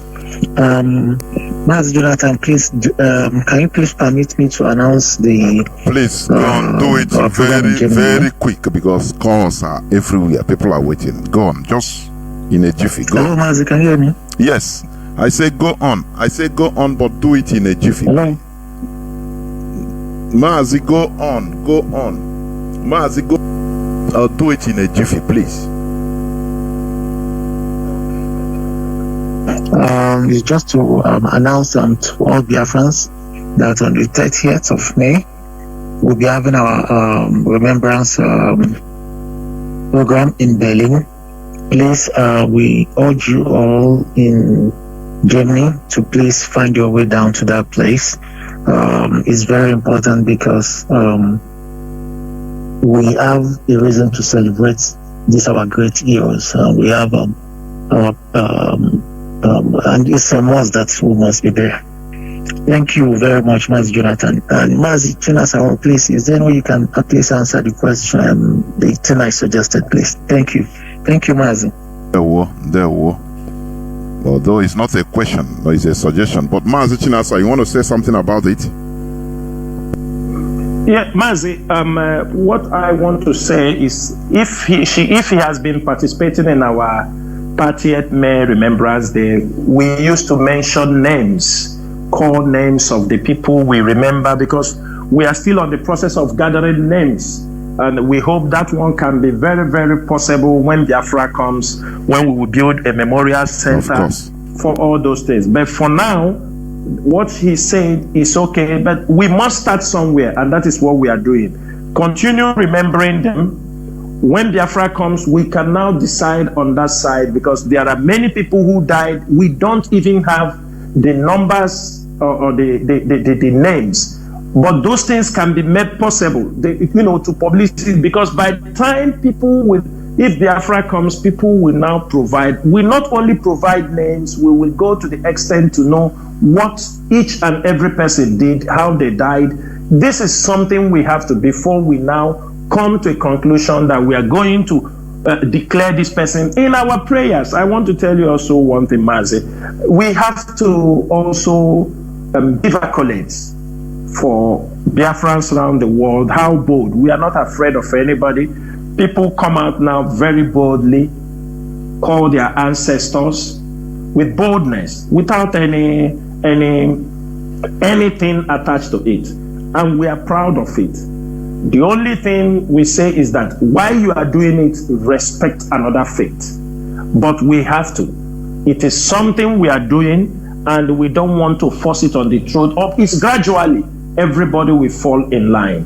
But let's continue remembering them. If you have names of people, what they did for Biafra, we try to. It's now that we have to gather them. And when Biafra comes, because, for example, I just came across, I just posted it now, about an Irish sister who lost her life. They call her Sister Cecilia Tagberry. She was killed on 26th September 1969 when her car was struck by fire from a low-flying Nigerian aircraft, as she and her colleague were visiting one of the newest sick beds. Her Biafran driver also died in that attack. Bishop Okoye, who had invited the sister to Port Harcourt, said Sister Cecilia was the first martyr of charity. She was buried at Emekuku Mission with Dennis Kennedy. Do you understand me? Dennis was also his driver, those who died during that time. So what we are saying is this: there are many people who did things for the Biafra struggle. We need to keep the record, get everything right, and at the end of the day, we can be able to see those who will say this is a martyr. But according to those who saw Sister Cecilia during that time, and according to Bishop Okoye, she said she was the first martyr of charity. That means you know what this kind of people was killed by the Nigerian aircraft with his Biafran driver. So I want us to continue gathering information, and by the time Biafra will come, most of these mysteries will be solved, and the history will be written very clearly for everybody to understand. Thank you, Mazi Chinedu. There were. Caller on WhatsApp. Can you hear me? Welcome to the program. Caller on WhatsApp. You have been waiting for 10 minutes plus. Caller on WhatsApp. Go on, please. Okay. Mazi Jonathan, can you hear me? Good evening from here. There were. Welcome to the program. Go on. Yeah, my name remains Mazi Anthony. My greetings go to Mazi Chinasa Nworu. I really appreciate you, Mazi Chinasa Nworu, on what you have done tonight. You have done what no man can see now, but in future, people will see what you have done today. I want to comment on what you have just said concerning a letter you read from the one part of the state in the Biafra land in Imo State. I want to use this opportunity to say all Biafrans all over the Biafra land, the letter which Mazi, our brother Chinasa Nworu, have read this evening, is trying to indicate something there. Is trying to chip in something there, and is trying to give you expo, and is trying to bring something out of something. is trying to make a difference, because the people that have rose up, which is and also the people of the community who have been seeing the omens happening in that community, and they say enough is enough, that that IPOB still remains saint, that Nnamdi Kanu still remains saint, that they have discovered the strange hand in the soup, and that strange hand must be removed. So now they have wrote the letter and asked that with immediate effect that they want the people that brought this very abominable people, the people of Ipa, the people that have been causing mayhem in Biafra land, that they should be removed with immediate effect. If all the fellow Biafrans all over the Biafra land can still use this very measure that this community used and signed by their lawyers and their chiefs, I tell you, all these remnants, all these evil doers, all these evil ones that are rampaging everywhere in Biafra land, they must be flushed out with this idea. It's a welcome development, but that is number one. Number two, going to the area where our brother Chinasa Nworu, the commander, who have mentioned concerning the oil well that they are digging, the well they are digging in Anambra State, precisely in one part of the local government. Now I'm asking a question, Biafrans, what are you saying? What are you saying concerning the place where they are digging the illegal well and giving Nigerian government permission to come and dig or to come and transfer, bury a pipeline to Warri, or for what? Okay, if it's permitted like that, why not Nigerian government? Why not one part of the northern state which are mining gold? And they have said that they don't want anybody, Nigerian government, to put hand in anything concerning mining their gold, that the gold belongs to the community. Why must Nigerian government come, or the people of Anambra State or the governor or whoever must sign that Nigerian government should come and bury pipe or dig anything like oil well and they transfer it to Niger Delta or to Warri? Now, at the same time, I'll be bringing the white men come and inspect or to monitor what is going on there. What I'm saying there is that enough of this. We don't want that to continue again. The Biafra should refuse anyone they caught drilling anything or digging anything there. Do away with that person. That person is supposed not to come to that place, because that place is a holy land, it's our ancestral home, and nobody has the right to take away anything like mineral resources by force from Biafra land. This is my take, Mazi. Thank you, Mazi. Thank you very much. Thank you. We must continue going down slowly towards the end of the program. Mazi Nodim, can you hear me? Mazi. Hello. Good evening. Here, I can hear you. Are you hearing me? Go on, please. The whole world is hearing you. Go on. Good evening, Mazi Jonathan and Mazi Nworu. Here is Chibike Nodim calling from Bern, Switzerland. Greetings to everybody. Greetings to IPOB worldwide, the hard cause. We are here, going nowhere. I have one or two remarks to make before I give the announcement that even made me to call. The first is the last caller has just made some point on what I wanted to say, but let me just make a short remark on that. The issue in Osun and the letter that Chinasa wrote, it is they know, the people that live there know who is involved, because I believe our ex-HOD Uchenna Siebu is also from that same village. He's from Oberuru. These are within that reach. He knows exactly what is happening. So I believe the added IPOB to create some sort of movement to let IPOB react. But the fact, they all know, because Uchenna Siebu is also a part of that community. That's the first remark.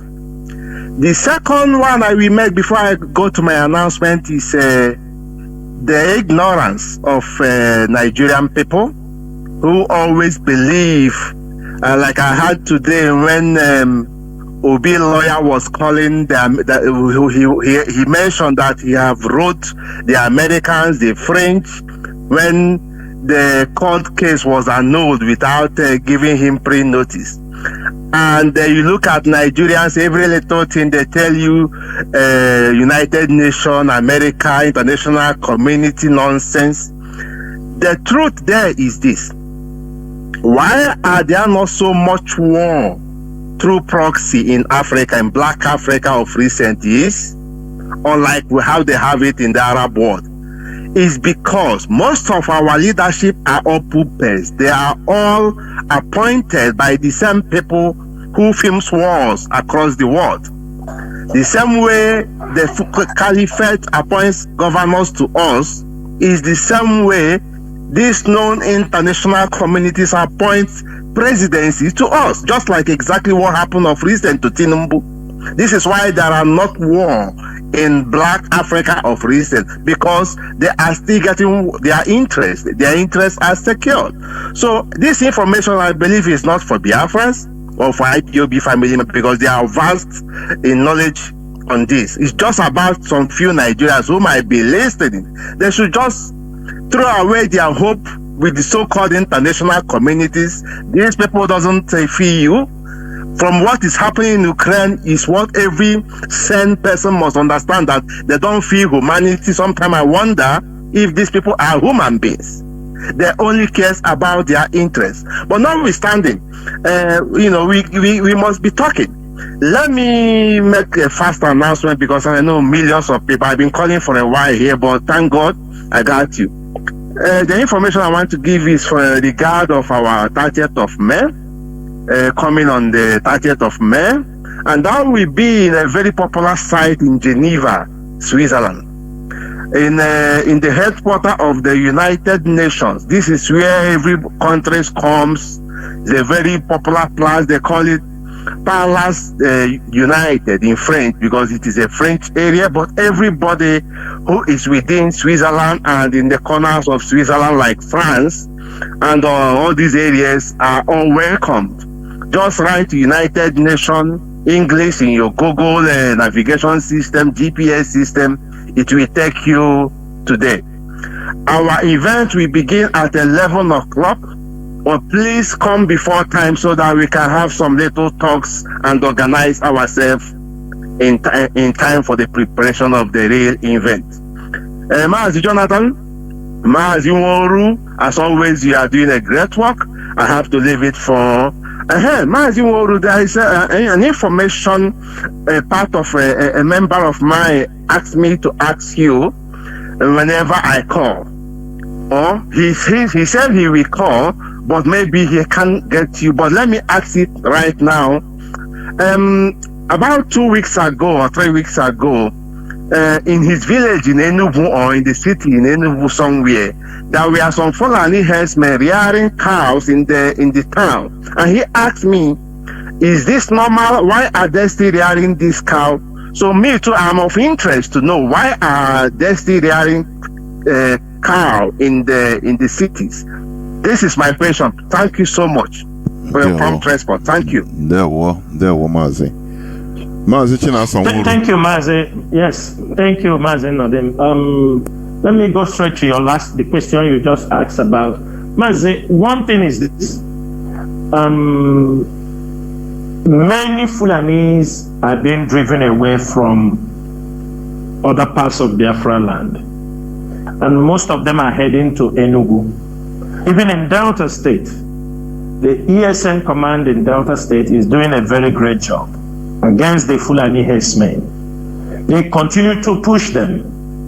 And sometimes in Enugu also, I will make this thing very clear, ESN most times will work when we got pre-information. Sometimes the Fulani herdsmen can come in a place, we don't have any information. People there must report to us, or report to any IPOB member in that vicinity, or IPOB members in that vicinity supposed to report. we cannot, confront these people if they have already passed the place, because we are not everywhere. We must accept that. We are everywhere with the IPOB members. We are everywhere with ESN intelligence officers in the city. Then we can only respond. The men in the bush can only respond when information gets to them. One thing I'm telling you, presently, Enugu is where we have a number of Fulani herdsmen that are still disturbing the environment. Some of them coming from Benue, some of them coming in from Kogi State. We have monitored the situation because this is farming season. We know what is happening. Mazi, what I will say, those who got those information, we have an inquiry line that they can always put up those information there. There are people on that inquiry line. They will immediately forward it, and the commanders involved will be alerted and informed. Sometimes they may miss them, but as no lata, we continue to pursue these people. But one thing is this, we have to know. It is an order that I don't know when it will be revoked. It is an order that anywhere Fulani herdsmen are found in our land, they should be sent to where they come from, either to heaven with their cows or back to where they come from. We will not allow them to destroy our land. Enough of the one they have done. And also, we also urge all those, before you send us information, verify, because sometimes it might be an old video. Sometimes people can see some old video. You remember those times?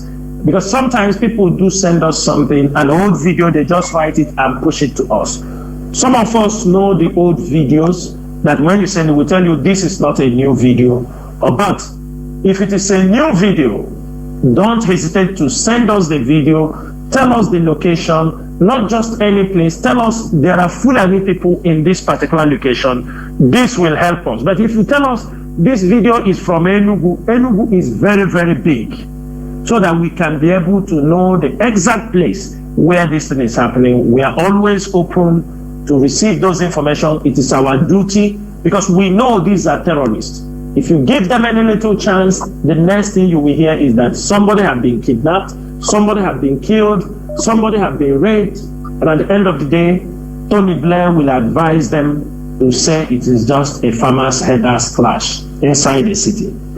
Thank you, Mazi Chinedu. Yeah, well, I'll pick the last caller. You have been here going to 10 minutes. Caller on WhatsApp. Yeah, the last caller. Please go on. Can you hear me? Welcome to the program.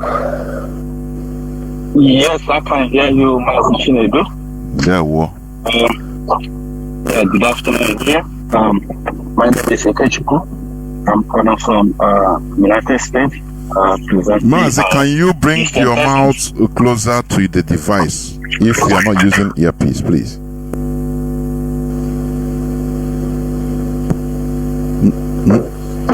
My goodness, it just cut. Why? And other people want to replace you, so I don't know why you call. Maybe caller on WhatsApp, can you hear me? Welcome to the program. Caller on WhatsApp, I pick your call. Can you go on, please? Mazi, please go on. Caller on WhatsApp, go on, please. The other people want to, so I don't know why you call them.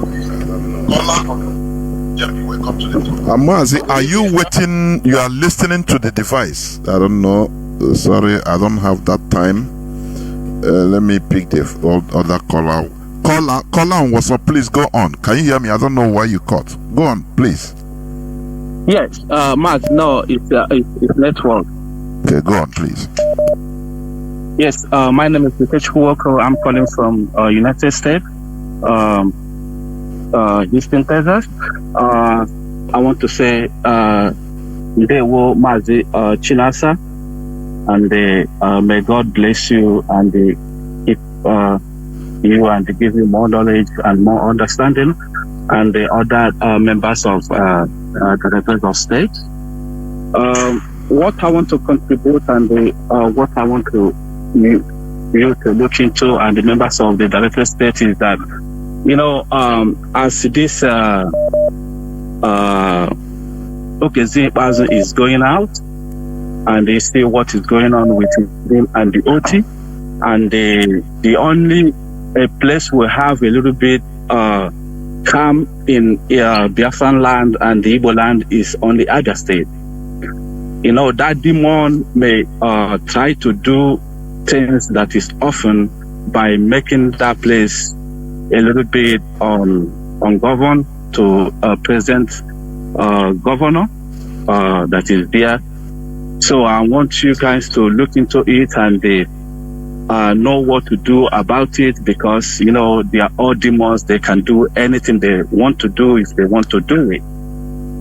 And they put a little bit eye on ground by bringing a little bit men on the ground to because of insecurity, because it's only at the state and the Aba is a little bit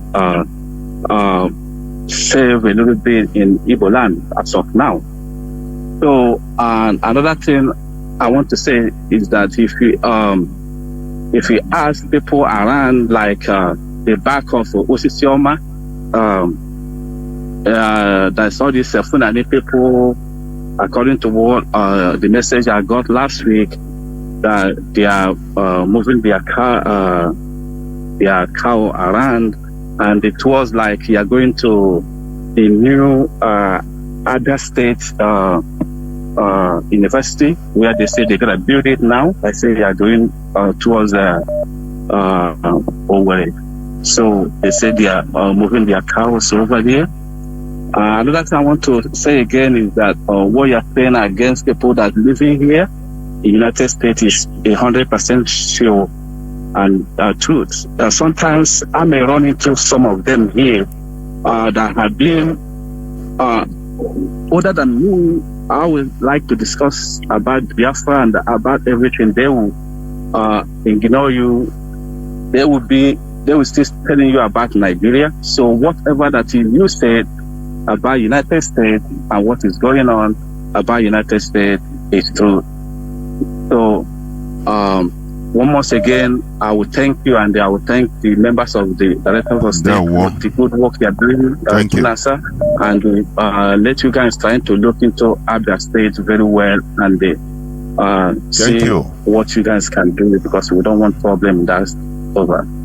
We don't want problem all over Biafra land, not only one place. Mazi Chinasa, I think this is the last call that I will receive, so you proceed to making your closing remarks and announcements, if there is any. Please go on. Okay, Mazi, thank you so much. Our brother Ikech could have just called. We are going to look into this issue of Fulani herdsmen in Osisioma. We are going to, as I'm getting this report now, Abia State ESN command will be informed, and I'm sure they are listening also. People in Abia are listening. We have heard what you said over everywhere, like Mazi Chinedu said. We don't have a particular state. We will say we want peace to be in all Biafra land. We want everywhere to have peace. That is why, as we are campaigning, I want every Biafran to understand one thing.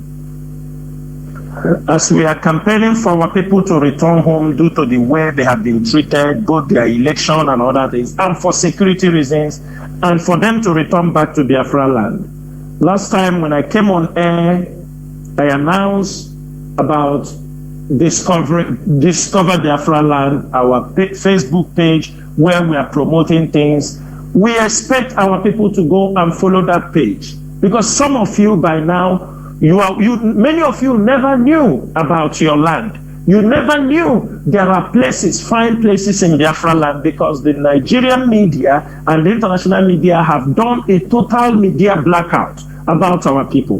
But to my greatest surprise, when I announced the page Discover Biafra Land on social media, yes, it gathered like up to 2,000 followers. And as the people, the admin there, they started working to post about our places We now found out that Facebook now is slowing the membership of that page. They don't want people to be on that page. They don't want people to follow on that page. This is battles we are battling because they don't know. The Discover Biafra Land does not talk about politics. It doesn't talk about anything. It is only about places in Biafra Land, things pertaining to Biafran people, business opportunities, places, those who are finding it difficult to relocate, tourism, places you can go to spend your money. These are the things that are being promoted on on Discover Biafra page. Nobody discusses about politics there. But why is it now a trend that Facebook now is limiting people to follow? That is to show you people the battle we are into. But we are not going to stop. Make sure you follow Discover Biafra Land on Facebook. And we will make sure that we will bring you every opportunity, every chances, things, places you can relocate in Biafra Land. Do not allow. Some of you are living in villages in the northern part of Nigeria. Some of you are living in villages in Yoruba Land. You are living inside the bushes in Yoruba Land. They ask you, you say you are living in Lagos. What we are saying is this: come down to Biafra Land. Come down to Biafra Land. There are good places to live. We have already shown you, even though they said Imo State insecurity and all, look at Owerri. There are beautiful places. Asaba, Anambra, Oka. Most of you do not know. Look at Enugu, Abia, Cross River, Akwa Ibom, Igbocha. There are places for you to live. And we are using also all this opportunity, calling our people who are already returning to put up real estate businesses is very, very important. Real estate business is one of the businesses that all these people going down to Biafra Land have to venture into, especially in Aba. If you go to Ngwa Road, almost all the residential buildings, apartment flats are being used for businesses, which is not supposed to be so.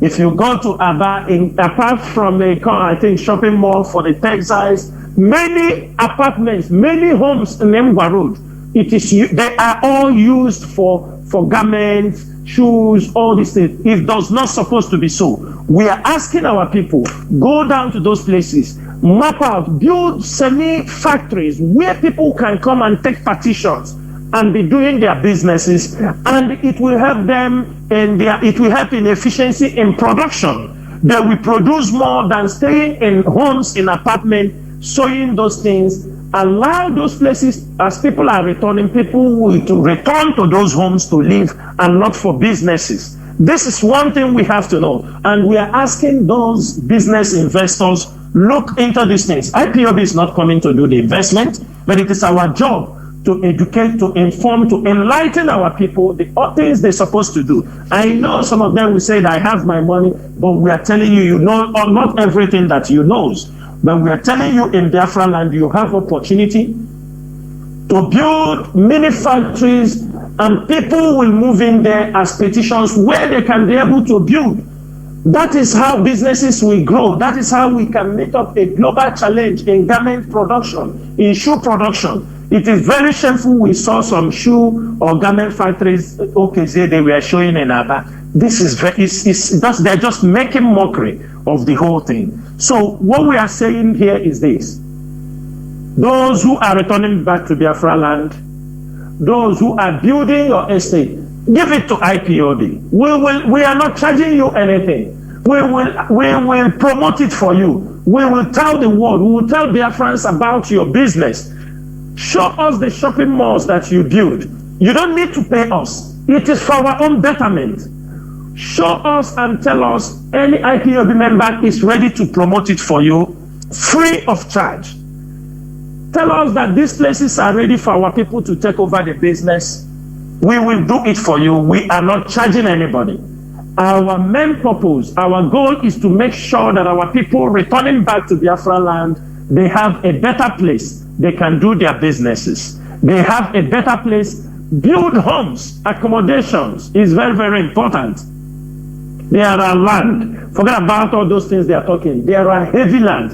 And what we are saying is also, as you are building, build something nice that people can be able to pay, and the people can be able to let it be something modern. It's not because you want to invest in real estate. Please do it. Let it be up to the modern standard, because you know buildings are things that goes, they depreciate, they looks outdated. Do something that when people are even paying their hard-earned money, they will be happy to do that. That is for those who are returning and discover Biafra land. I have another point I want to also raise here today. From now onward in Biafra land, IPOB will not take it lightly with any traditional ruler who are bringing people from the northern part of Nigeria, those whom we know they are killing our people, they are part of those who have killed our people. The act of bringing anybody from the north, when they pay you money to crown them chieftaincy title in Biafra land, is hereby stopped and banned. Because we know a new government have been installed. Most of you are going to invite all Dick and Harry, all Tom and Okeke, everybody that put anything in the envelope for you to crown them chiefs. We do not say you don't crown people chiefs, but we know people who have become part of those who have killed our people. And IPOB will not take it. Any of traditional ruler in Biafra land that crowns any of these killers, those who have kept Biafra land down, kill our people, IPOB is not going to take it lightly with you. We are going to make sure we shred you and deal with you in such a way others will learn an example from you. That behavior must be stopped. We should stop anybody. You can bring people from anyhow just to come out. Tomorrow, some of you will bring here some wike inside Biafra land to crown them. Every Biafran must watch out. Some of you tomorrow will bring Jubril to come and crown him one title. Some of you will bring what they call him, Abba Kiari, to come and crown him in our land. This nonsense must stop.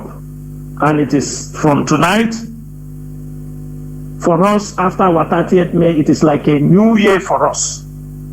We have things we are not going to tolerate after mourning our people, and we must make sure we put them into effect as soon as we can.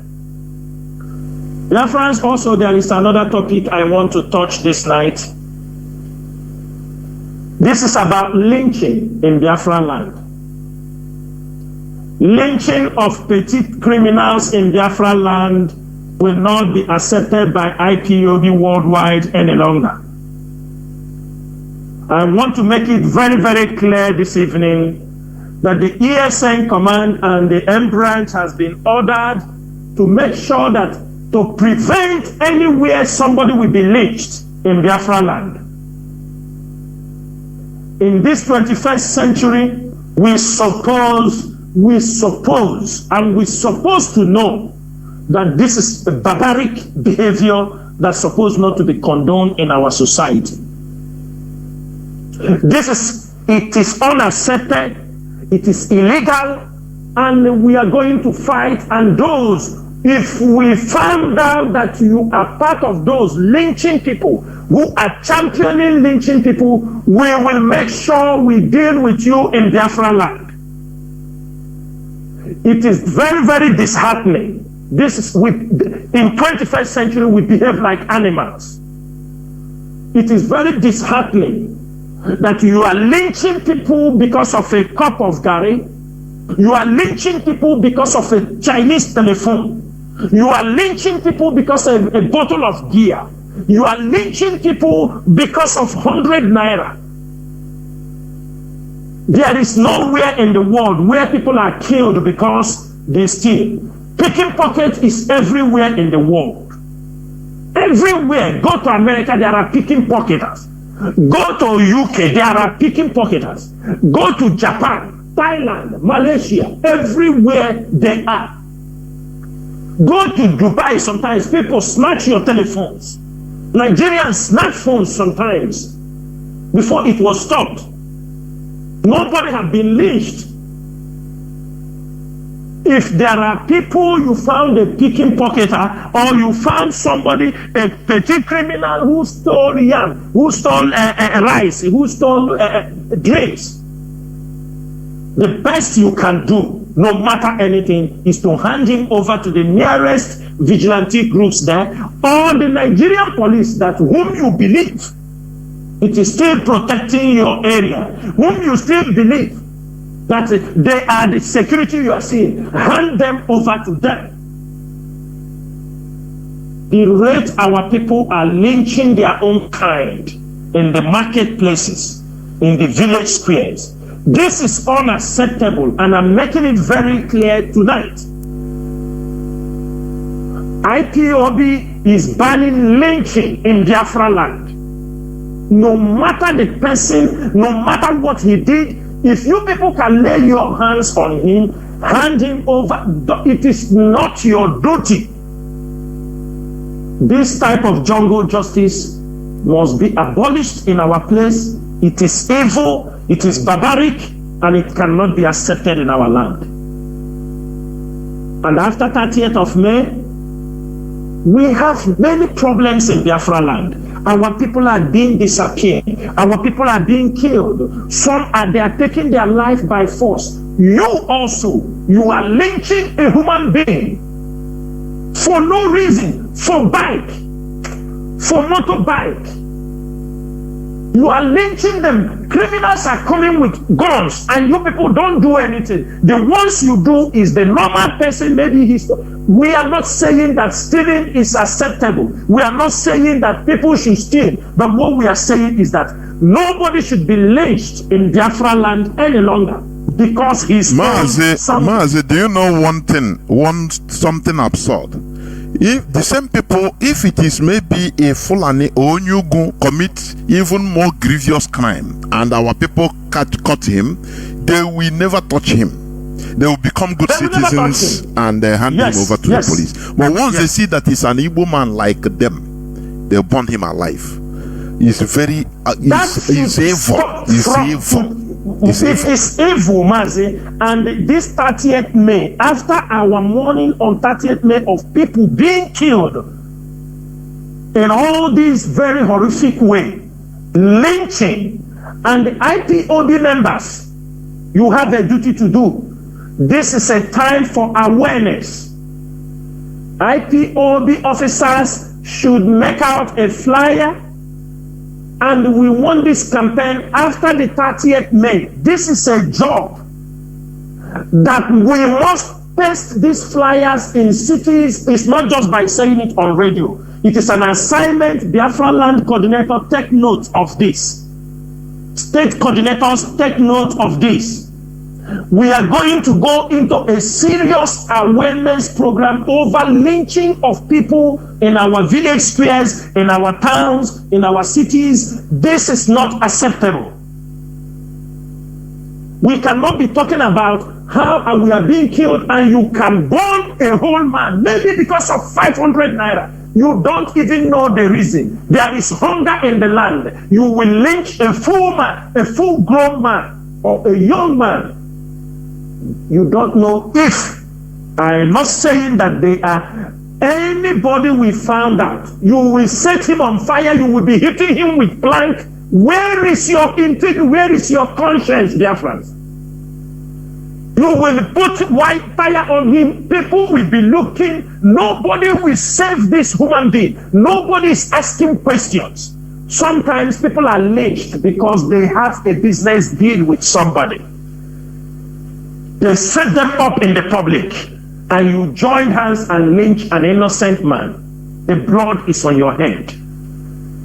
And for that reason, from this night, it is an assignment that IPOB must make sure that this campaign will go a very long way. There will be jingles on this, and there must be flyers that will be pasted everywhere.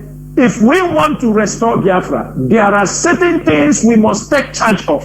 There are certain evils that has become a way of life among our people that we must make sure they stop we abolish them so that the things we are fighting for will come true.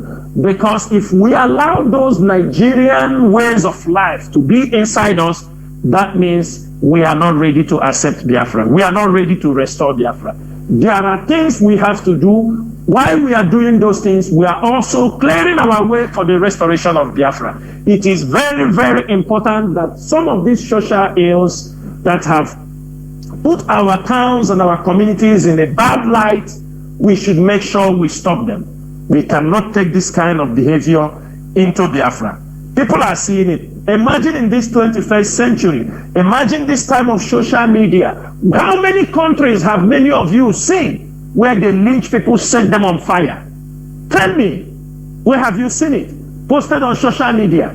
How do you want people to look at you? How do you want people to reason? How do you want people to see you? These people, these are the people looking for their nation. They lynch their fellow brothers because of 100 naira, because of telephone, Chinese telephone, because of phone. You lynched a human being? Please, dear friends, we have to stop this. We have to stop this. And the ESN, intelligent officers, and the M branch must, from this time onward, go into identify anywhere somebody is lynched. It's on social media. We must make sure that those who stoned that man, those who set him on fire, we must apprehend them. We must, so that they will receive a kind of treatment that they will regret in their life for lynching a fellow human being. There are criminals, politicians, who kept us in this bad position, who kept us in poverty, who deny us everything we need. You don't even confront them. You praise them. There are rapists. There are homosexuals who are molesting small children. You don't do them anything. Who are destroying the future of your daughters. Like somebody said, today is a children's day. Instead of many of them to take children to go to the playground and go and make their children, all of them have booked hotels with small girls. That is how they celebrate their own children's day. They are small girls of 13, 14 years. That is how they celebrate their own children's day. And tomorrow they come out and lynch somebody who stole a telephone. This evening, these things must stop, and we must make sure we put them in the practice, because in IPOB, what we do, we talk and we do. Anything we say, we follow it up until we found a positive result in it. And also, one of the things I want to also say this evening is about the Biafran flag. This message goes to the Nigerian security operatives, the Nigerian police, the Nigerian military, the Nigerian DSS, and the Nigerian media, the media groups in Nigeria. We have observed with very heavy heart how you people in these past 2 years have disgraced our Biafran flag. Biafran flag represents the Biafran people. It is not a flag for IPOB. It is not a flag for Nnamdi Kanu. It is not a flag for IPOB leadership. Neither is it a flag for an individual. Every one of us knows what the flag means. A flag, what it represents. If you don't know, I'm not going to teach you what flag represents this evening. But I know that millions of people know what a nation's flag represents. We have looked into this. There are many reports, and we have gone through it, and we said no, enough is enough. That every criminal the Nigerian police arrested, anybody harvesting organ, they will call them IPOB, and at the same time they will drop the Biafran flag on the floor to desecrate our Biafran flag. Biafran flag represents more than IPOB. Biafran flag represents more than what me and you is saying here on radio. Biafran flag is the integrity of a people, a nation. Like every one of you knew, or knows that Biafra existed. According to you, you said Biafra existed for 3 years. 3 years between 1967 to 1970, Biafra existed as a nation, even though we were defeated, but we are fighting to restore Biafra. And our flag is one of the things we're supposed to carry on with high shoulders. But the Nigerian police and the Nigerian army have continued to desecrate the Biafran flag in Biafra land. Anywhere they come out, they use the Biafra flag and throw on the distance. They even carry the Biafra flag in their cars, in their pickup, in their hillocks. Wherever they found any criminal, they just catch you, they tie you, they take the Biafra flag, they put it on that place with guns. I'm asking them, is the Biafra flag belong to IPOB or it belongs to Biafran people as a nation? Does this Biafra flag you are desecrating, keeping on both the right one and not the right one, anything you see, you use it.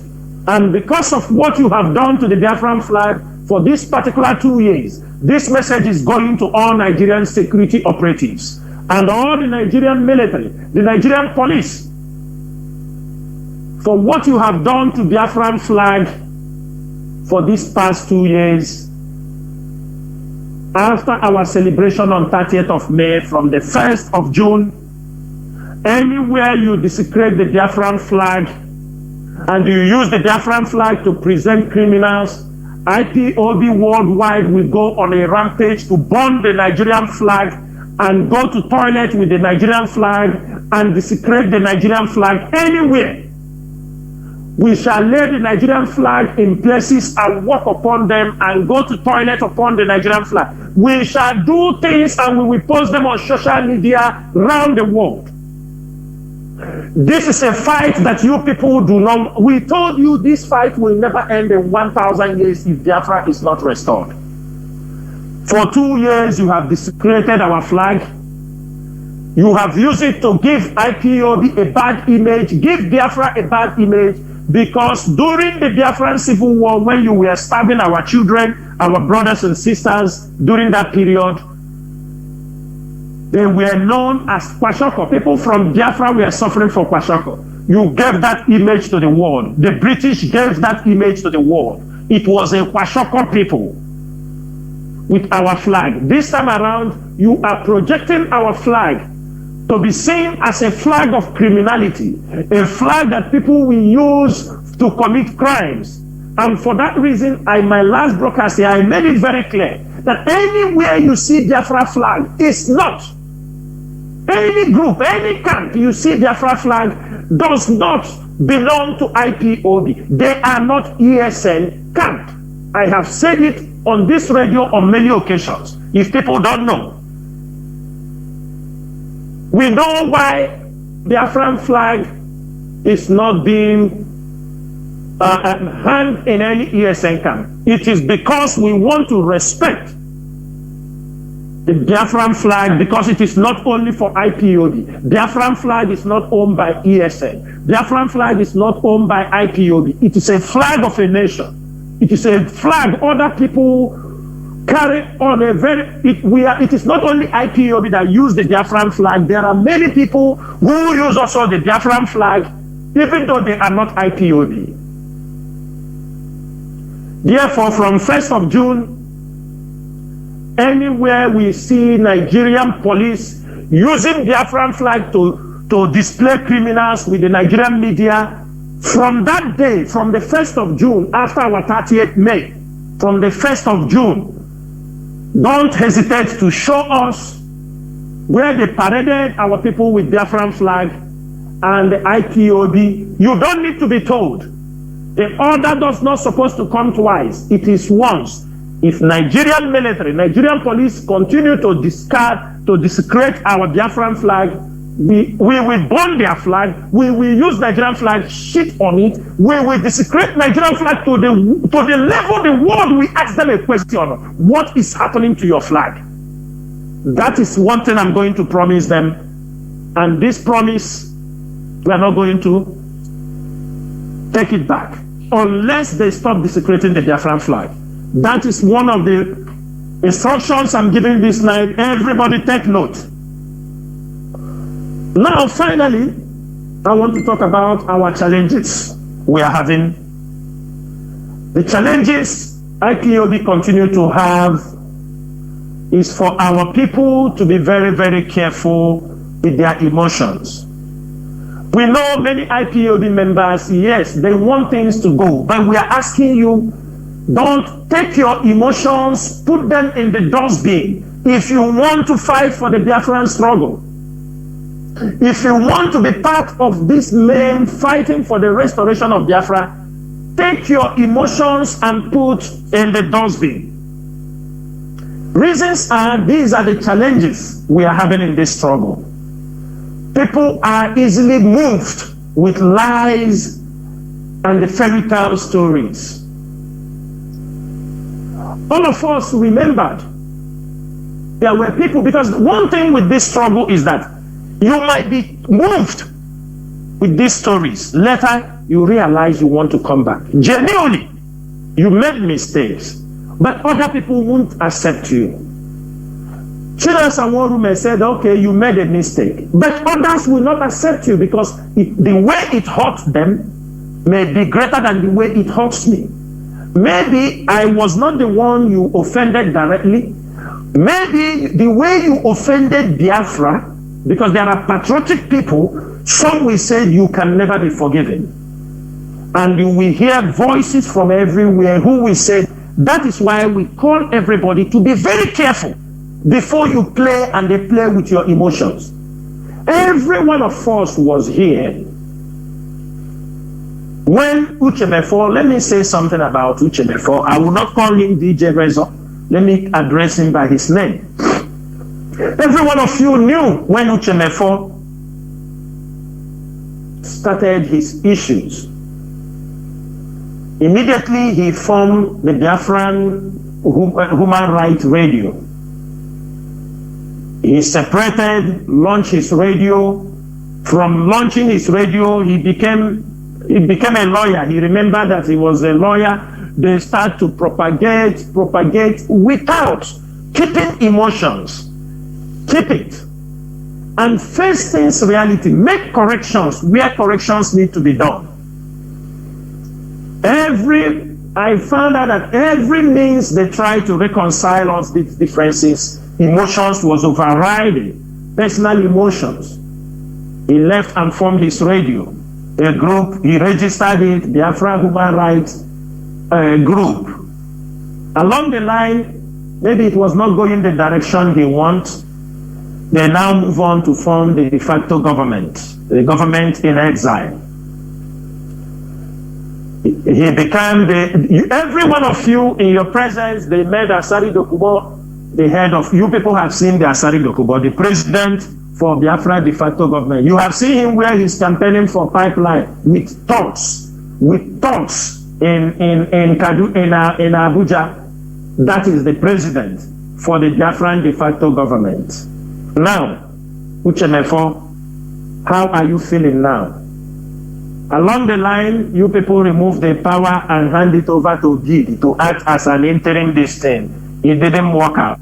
Now, Uchemefo have finally formed indigenous people of Igbo movement. Within how many years? Within how many years? He has formed now, he's now the convener of indigenous people of Igbo movement. Now people should contact him. He wants to now champion. Do you see what emotions have done to you? All those people that told you, ride on,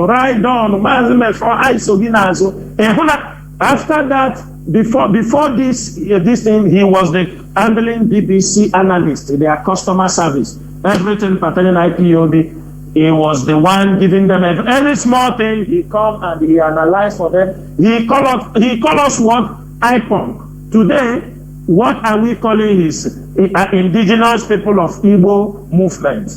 The same indigenous people he wants.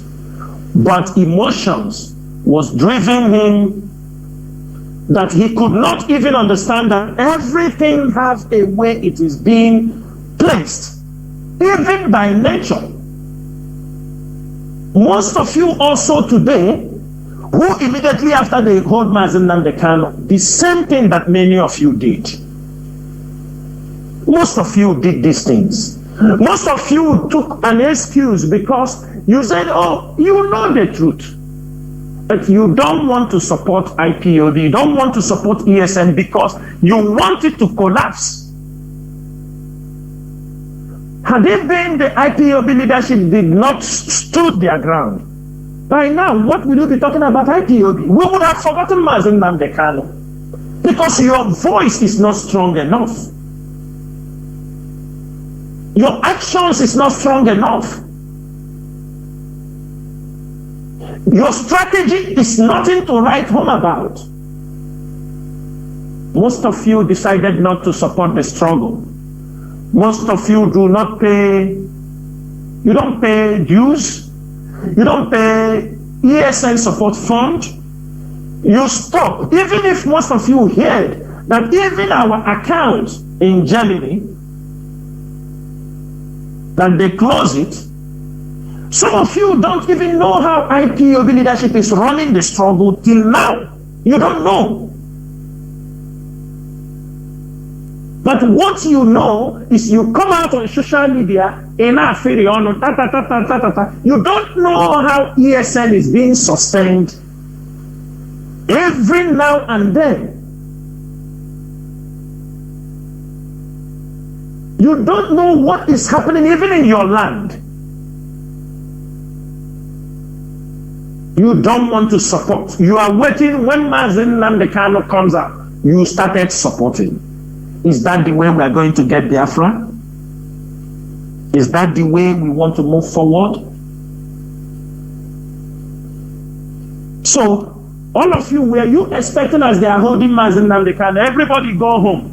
Anytime they release Mazi Nnamdi Kanu, we come back and started the struggle. Is that the way freedom fighters supposed to do? Just like the way in 1970, when our people were defeated, the remaining people that are supposed to go on with the struggle, they all disappeared, they all ran away, some moved to business, some go and sabotage and sell Oliver the Coco, play music for them, they forgot and continue. People who came out from war, Ibri Kambiri, they start to sing, do you understand me? Do all the whole things they did. Today, where is People's Club? Our people have continued to move from one club to another, forming groups that will never in their life prove any positive things to them and their society. People should use People's Club to be an example. Use Igbo Union to be an example. They have all destroyed them. This time around, people come out, they sew uniform. 10, 20 people. They call themselves one name. They gather. Ask yourself, most of you in Biafra land, you join clubs. You are in this club, Big Boys Club. You are in this club every day, weekend. You are, this person have delivered. We are going for his father burial. From year to year, what you are running around in Biafra land is from burial to baby dedication to birthday to... This is what your life is all about. You don't even know your land is in the siege. This is one of the things that are holding the challenges we are having in this struggle, especially our people living in Lagos, living in all these main cities. The young men, the young businessmen, the people who are supposed to support this struggle, they are spending their time from Monday to Saturday. Every weekend they have one program, either baby dedication of one of their members of the club, either mother's burial, either father's burial, either somebody, the wife is going baptism, either somebody birthday, either somebody. This has become the life of our people in Nigeria, in Lagos, and this has become the life of every organization Igbo people are forming all around the world. Groups that are not meaningful to the society, groups that cannot even dig a borehole for their community, There is nothing they are doing. Some will call themselves elite. Elite, this elite, they call themselves Lagos Elite Club. They call themselves Anambra Elite Club. They continue to give all bogus names. They cannot support this struggle with 10,000 naira. But they can gossip and tell even the leadership what they don't know. And they are not part of IPOB. Then some who will be able to contribute $1,000 want to tell the leadership that because he has contributed $1,000, he is the one now to tell the struggle how it will be going. If not, these are challenges we are facing in this struggle. Our people living in diaspora who are not supporting IPOB, ask them what are they doing. They do nothing. Only house they will build. If they have a group, what they will do, they will go to Papa Madon, the father died. Let us put something in envelope for him. They go, this person have delivered. The son is doing birthday. Kagara birthday. This has been the life of our people. There is nothing more they are doing. Only IPOB is gathering to tell our people what is happening in their place, how to defend our place, how to support, to make sure Biafra land is secured. It is IPOB that have come to educate our people on the need to know about politics and the need to know about the things happening in your place. Life is not all about money, money, money, money, money, money. That is not what life is all about. There is no passion. There are nothing you people are creating than these ways of life. Today, people are making money on social media. You ask him, what is your job? He remember he's a content creator. I am a content creator. It is people that create things that happen in societies. You don't need to have money before you bring an initiative. There is nothing, no community services. With all the whole groups we have, no community services. If you go to our villages, you see how they have been overgrown by bushes. Bushes. People cannot even clean their own villages. It is not motorable. Is it government that will do it for you? You are a content creator. People in the village, nothing most of them will do. They are waiting for government to come and clear roads in their villages, in their communities. Roads they can be able to clean by themselves, organize themselves, and clean those things by yourself. Government will not do it for you. The moment you know this, you know peace. The moment you know this, you know the way to move forward. Dear friends and all the lovers of freedom. And Igbo adage says, "Nobu ufojifo ufalafo." I'm going to stop here, and I will make sure that after our 30th May next week, I will be coming back on air to continue to educate our people and inform them.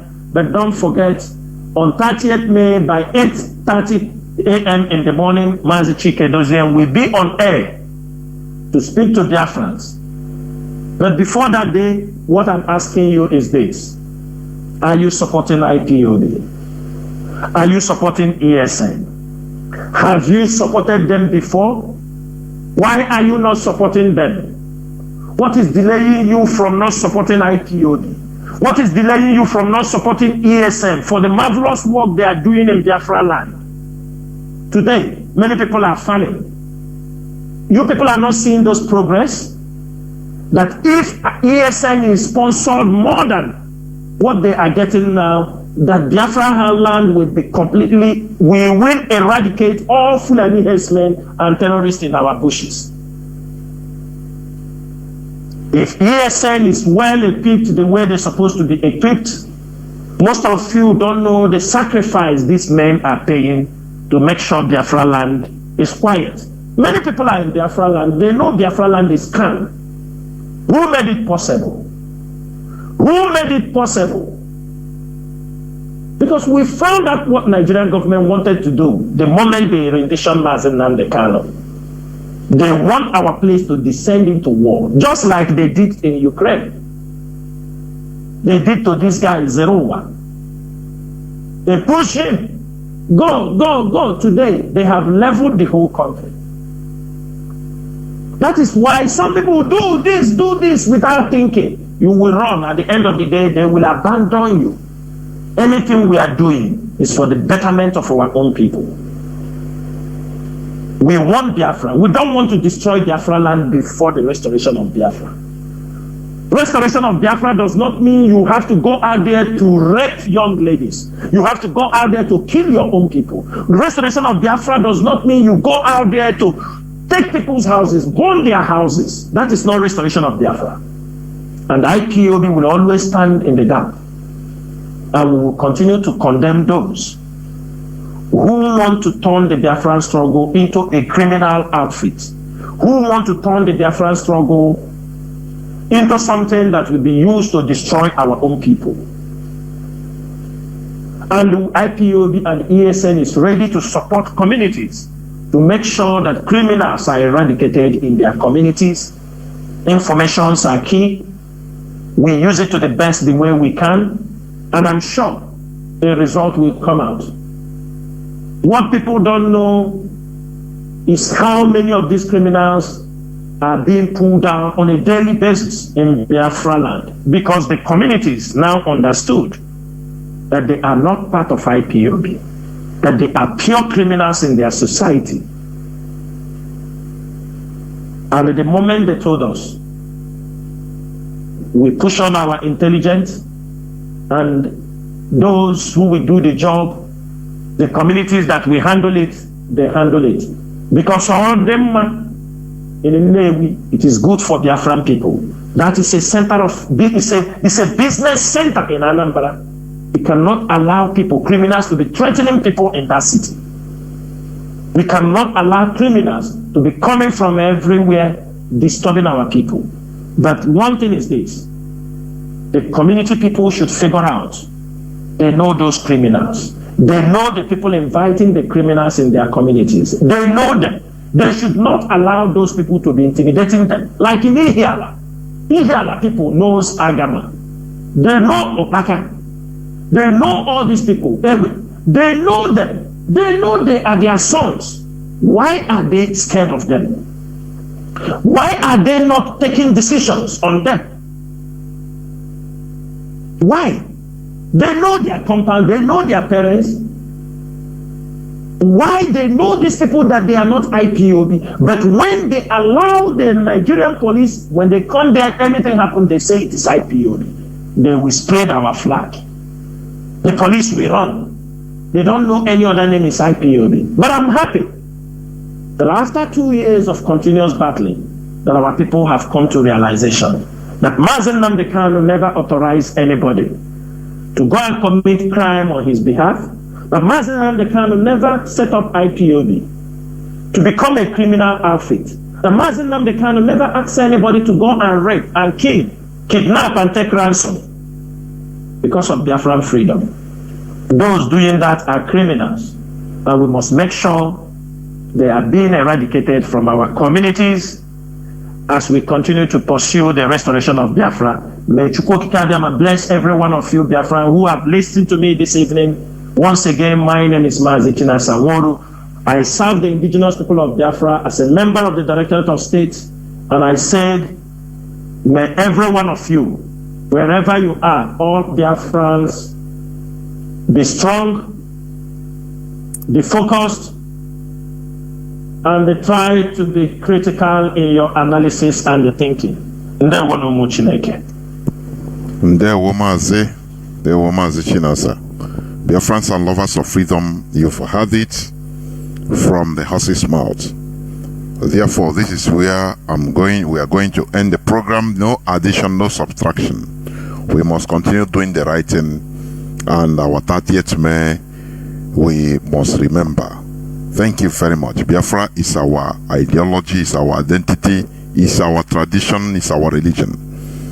From me, Mazi Chinedu, together with Mazi Chinasa Nworu, it is simply good evening. Biafra,